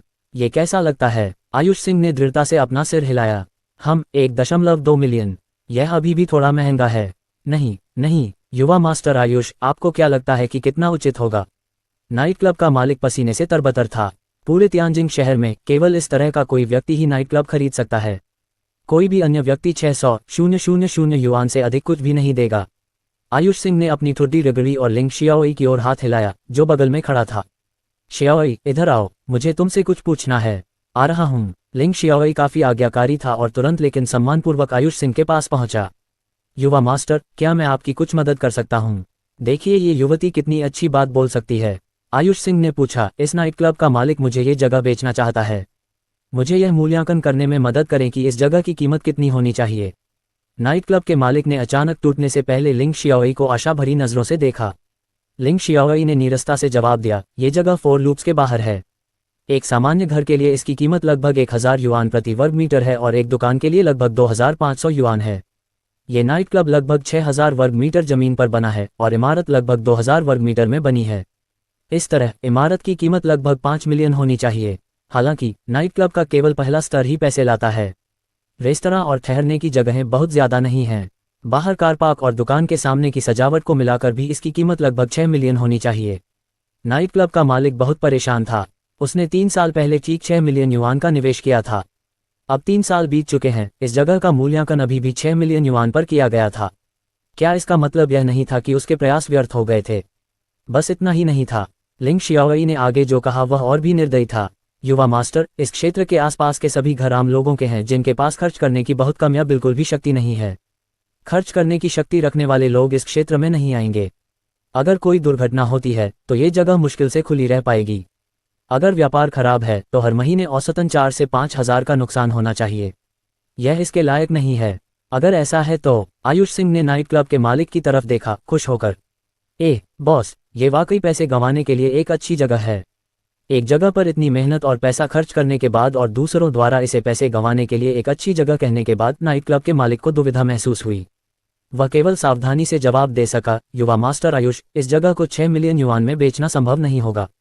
स्थान को देखो, जब भविष्य में शहर का विस्तार होगा तो ये जगह निश्चित रूप से इससे अधिक मूल्य की होगी। मुझे ये बताने की ज़रूरत नहीं है। आयुष सिंह ने गहरी सांस ली। मुझे यहाँ पैसे बर्बाद करने की सुविधा में दिलचस्पी है। बस इतना ही। भविष्य में ये जगह विकसित होगी या नहीं, इससे मेरा क्या लेना देना है। मेरे पास इतना मजबूत समर्थन है कि इस सौदे को पूरा करने में सक्षम होना कोई बड़ी बात नहीं है। आयुष सिंह को किसी की आपत्तियों का डर नहीं था। उद्धरण चिन्ह ... उद्धरण चिन्ह। नाइट क्लब का मालिक अवाक रह गया। जब दूसरों के विचारों में हेरफेर करने की बात आई तो आयुष सिंह ने मनोविज्ञान स्कूल में 2 साल यूं ही नहीं बिताए थे। वह मुस्कुराया, लेकिन अगर मैं बर्बाद न करूं तो मैं खुद नहीं रहूंगा। मैं इस नाइट क्लब को अपने कब्जे में ले लूंगा और तुम्हें 2 मिलियन युआन और दूंगा। ये कुल मिलाकर 8 मिलियन युआन है। अगर तुम इसे बेचना चाहो तो मैं इसे ले लूंगा। ये वास्तव में मेरे लिए भविष्य में कोई भी सभा आयोजित करने के लिए अधिक सुविधाजनक होगा।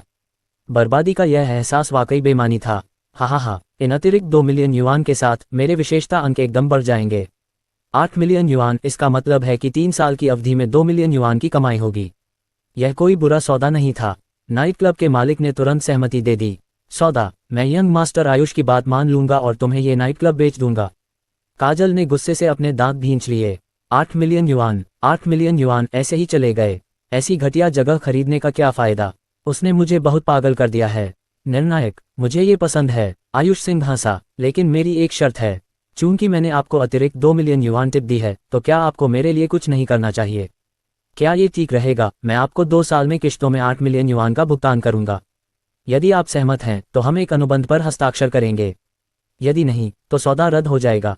आयुष सिंह के पास इस सुझाव के पीछे एक मकसद था। सबसे पहले 4 मिलियन युआन प्रति वर्ष का भुगतान करना लगभग 350,000 युआन प्रति माह होगा। यह उसके अपने पैसे से भुगतान करने के लिए पर्याप्त होना चाहिए। दूसरा, विशेषता अंक अर्जित करने के लिए कथित तौर पर पैसे को सीधे उसके अपने हाथों से खर्च करना होगा।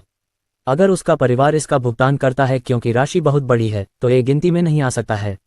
ये संभव नहीं लगता था कि वह परिवार के भुगतान के लिए एक बड़े बिल पर हस्ताक्षर कर सकता है और एक ही बार में सभी विशेषता अंक अर्जित कर सकता है। 2 साल। नाइट क्लब का मालिक थोड़ा अनिच्छुक था, लेकिन ये देखते हुए कि यह सबसे अच्छी कीमत थी जो कोई भी दे सकता था, उसने अपने दांत भींचे और सहमति जताई।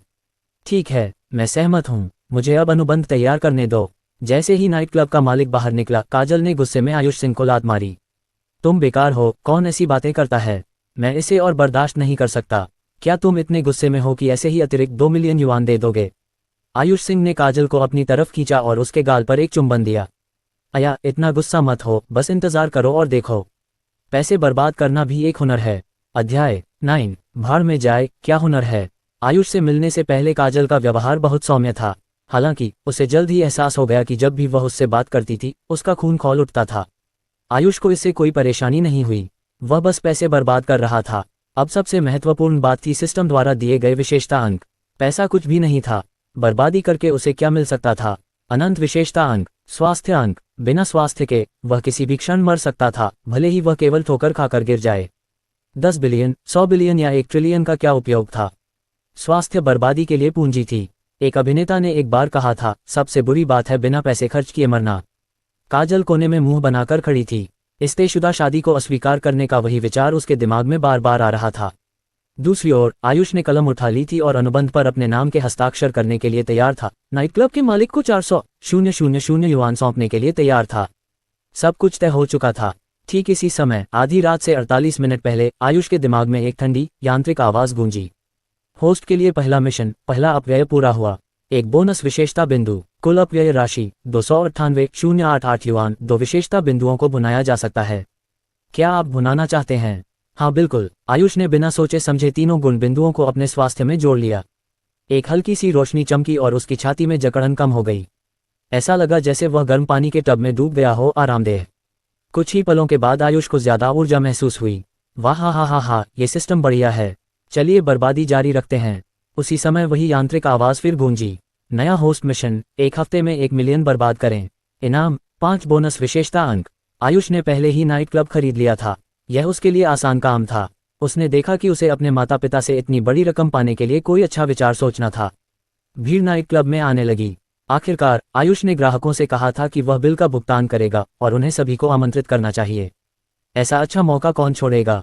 खबर जंगल में आग की तरह फैल गई। जब आयुष ने अनुबंध पर हस्ताक्षर किए तो पूरा नाइट क्लब लोगों से भरा हुआ था। भीड़ में कम से कम 2 या 3 हजार लोग थे। ये वांछित दृश्य था, वांछित प्रभाव था। आयुष अपने 9 गुर्गों के साथ मंच पर चढ़े और माइक्रोफोन पकड़कर चिल्लाने लगे, देवियों और सज्जनों, आज रात पागल हो जाएं। सब कुछ मुझ पर है। मेरा नाम चिल्लाओ। भीड़ चिल्लाए, आयुष आयुष आयुष। आयुष ने अपने होठों को दबाया और अपने कानों के पीछे हाथ रख लिए, जिससे असंतुष्टि का संकेत मिलता है। बस इतना ही। मैं किस तरह का इंसान हूँ? मुझे बताओ। तुम बहुत धीमे हो, मैं तुम्हें सुन नहीं सकता। भीड़ ने एक बार फिर जयकारे लगाए। युवा गुरु, बहुत ही खर्चीला। आप हमारे ब्रह्मांड में सूर्य हैं, वह प्रकाश जो हमें अंधकार से बाहर निकालता है। आयुष ने मुस्कुराते हुए हाथ हिलाया। भविष्य में ये जगह मेरी होगी। अब से अगले सप्ताह तक सब कुछ मुफ्त होगा। मुफ्त? हर कोई किसका इंतजार कर रहा है? पीछे मत हटो, पूरे हफ्ते के लिए मुफ्त। ये बहुत ही उत्साहजनक खबर थी। भीड़ ने खुशी मनाई और जोर से चिल्लाया, युवा मास्टर आयुष अमर रहें। युवा मास्टर, हम आपसे प्यार करते हैं। अब आयुष संतुष्ट था। उसने अहंकार से हाथ हिलाया। चाचा, चलो ऊपर जाकर देखते हैं। काजल ने आयुष से दूरी बनाए रखी। इस आवारा आदमी के साथ देखा जाना बहुत शर्मनाक था। ये जगह अब आयुष की थी। उसने इधर उधर देखने का फैसला किया। अचानक एक अजीब सी आवाज गूंजी। ओह, मैं सोच रहा था कि ऐसा दृश्य किसने बनाया होगा। ये वास्तव में मेरा प्यारा भाई है। हा, आवाज ठंडी थी और व्यंग्य से भरी हुई थी। आयुष ने अपना सिर घुमाया और देखा कि सिल्वर ग्रे सूट पहने एक युवक 2 गार्डों के साथ उसकी ओर आ रहा था। भाई, 2 साल हो गए हैं, फिर भी तुम अभी भी वैसे ही हो। हा। उस युवक को देखकर आयुष के मन में कई विचार आए। उसका लहजा बहुत रूखा है, इसलिए हमारे बीच संबंध खराब होने चाहिए। मुझसे अहंकार से बात करने की हिम्मत रखने के लिए वह एक ही परिवार से होना चाहिए। मुझे आश्चर्य है कि हम कैसे संबंधित हैं। हम 2 साल से नहीं मिले हैं, फिर भी उसने मुझे ऐसे अपमानजनक शब्दों से अभिवादन किया। लगता है कि वही ईर्ष्यालु है। हम उसकी टेढ़ी मेढ़ी आंखों को देखो जो शिनशिन को स्कैन कर रही हैं। ये बदमाश भी काफी विकृत लगता है। आयुष ने इतने कम समय में अपने विश्लेषण पर हंसी उड़ाई। उसने सहजता से जवाब दिया, मैं नहीं बदला हूँ। मैं इतना अच्छा मौका कैसे गंवा सकता हूँ? हालांकि मुझे उम्मीद नहीं थी कि तुम यहाँ हो। क्या तुम यहाँ मुफ्त भोजन का आनंद लेने के लिए हो? चिंता मत करो, मैंने पहले ही कहा था कि सब कुछ मेरे ऊपर है। तुम में से एक और से कोई फर्क नहीं पड़ेगा। मुझे उम्मीद नहीं थी कि तुम यहाँ मुफ्त भोजन के लिए हो। विनम्र होने की कोई जरूरत नहीं थी। ये युवक निश्चित रूप से दोस्त नहीं था, वह दुश्मन भी हो सकता है। आयुष द्वारा बिल का भुगतान करने की घोषणा के बाद वहां आना, आयुष कम से कम इस आदमी को मुफ्तखोर तो ठहरा ही सकता था। आयुष के अस्पष्ट स्वर ने युवक को असहज कर दिया। वह 1 मिनट के लिए स्तब्ध रह गया और फिर हंसने लगा। फिर उसने काजल की ओर देखा और विषय बदलने का प्रयास किया। हाँ, ये युवती बहुत सुंदर है। आयुष, आपकी पसंद अप्रत्याशित रूप से अच्छी है। मैं आपको कैसे संबोधित करूं? मेरी मंगेतर काजल। आयुष ने काजल को अपनी बाहों में खींच लिया, जिससे युवक की नजरें अवरुद्ध हो गईं। उसका तुमसे कोई लेना देना नहीं है। काजल, तुम्हारा सरनेम अग्रवाल है। क्या तुम अनिल की बेटी हो? आयुष से उसका नाम जानने के बाद उसका ध्यान भंग हो गया था। अनिल के पिता और सिंह परिवार के पूर्वज जीवन मरण में दोस्त रहे थे। उसके पास किसी को इस तरह छूने की हिम्मत नहीं थी। अजीब स्थिति को देखते हुए वह केवल कुछ बना सकता था। चूंकि वह अनिल की बेटी है इसलिए यह निश्चित रूप से मेरा कोई काम नहीं है। युवक आयुष के करीब गया और मुस्कुराया। मैं यहाँ बस इस जगह को देखने आया हूँ। साथ ही मेरे पास आपके लिए एक व्यावसायिक प्रस्ताव भी है। ओह, कोई बिजनेस प्रपोजल? तुम और मैं? आयुष चौंक गई। हमारे बीच चर्चा करने के लिए क्या है? अध्याय 10। ये तो बस एक साधारण मामला है। युवक ने अपने अंगरक्षकों को देखा और उन्होंने तुरंत अपने आसपास की खाली और शांत जगह खाली कर दी। युवक मुस्कुराया और बोला, जब मैं आया तो मैंने लोगों को ये कहते हुए सुना कि तुमने ये पूरा नाइट क्लब खरीद लिया है। ये सही है? क्यों, क्या तुम इस जगह को खरीदने की योजना बना रहे थे? आयुष ने इस युवक के प्रति कोई सम्मान नहीं दिखाया। वह सोफे पर गिर गया और अहंकार से अपने पैर चाय की मेज पर रख दिए, ये दिखाते हुए कि वह कितना खर्चीला था। अगर तुम ये जगह चाहते हो तो बस कह दो, मैं इसे तुम्हें बेच दूंगा। हम एक परिवार हैं आखिरकार, इसलिए यह कोई बड़ी बात नहीं है। उसका मिशन वैसे भी पहले ही पूरा हो चुका था। अगर यह आदमी इस नाइट क्लब को खरीदने के लिए तैयार होता तो आयुष निश्चित रूप से 1 या 2 मिलियन अतिरिक्त कमाने से गुरेज नहीं करता। युवक ने शर्मिंदगी से हंसते हुए कहा, हा, आयुष तुम मजाक कर रहे हो। मेरी क्षमता तुम्हारी जितनी नहीं है। आज यहाँ आने और तुम्हें ढूंढने का मेरा असली उद्देश्य आसपास के कुछ अपार्टमेंट और दुकानें बेचना है। तुम क्या सोचते हो, यह इस जगह के बहुत करीब है और जगह भी काफ़ी बड़ी है। कीमत भी बहुत वाजिब है। क्यों न उन्हें भी खरीदने पर विचार किया जाए? आयुष ने अपनी छोटी उंगली बाहर निकाली और अहंकार से अपनी नाक में गड़ा दिया। हाँ, काफ़ी दिलचस्प लगता है। मुझे देखने दो कि वहाँ क्या है। युवक ने अपने एक अंगरक्षक को देखा। अंगरक्षक ने तुरंत 2 दस्तावेज निकाले और उन्हें आयुष के सामने रख दिया। दस्तावेजों में बहुत सारी जानकारी थी, जिसमें विशिष्ट स्थान, भूमि क्षेत्र, मंजिलों की संख्या आदि शामिल थी। आयुष ने धीरे से देखा। हाँ, आसपास एक इंटरनेट कैफे और एक स्नूकर हॉल है, प्रत्येक 400 वर्ग मीटर का है। 6300 वर्ग मीटर के कुल क्षेत्रफल वाले 3 अलग अलग रेस्तरां, 1100 वर्ग मीटर के कुल क्षेत्रफल वाले 2 गेस्ट हाउस, 5200 वर्ग मीटर के कुल क्षेत्रफल वाले 48 आवासीय अपार्टमेंट। सब कुछ देखने के बाद आयुष ने अपने हाथ में रखे दस्तावेज को हल्के से हिलाया। मेरे बड़े भाई, मैं आपके पास मौजूद सामान की मात्रा देखकर काफ़ी हैरान हूँ। क्यों, क्या आप मुझे ये सारी अच्छी चीज़ें खरीदने देंगे? ये सुनकर कि आयुष उसके इरादे समझ गया है, युवक तुरंत घबरा गया। कैसे हो मेरे अच्छे छोटे भाई, ये संपत्तियां मैंने इतने सालों में बनाई हैं।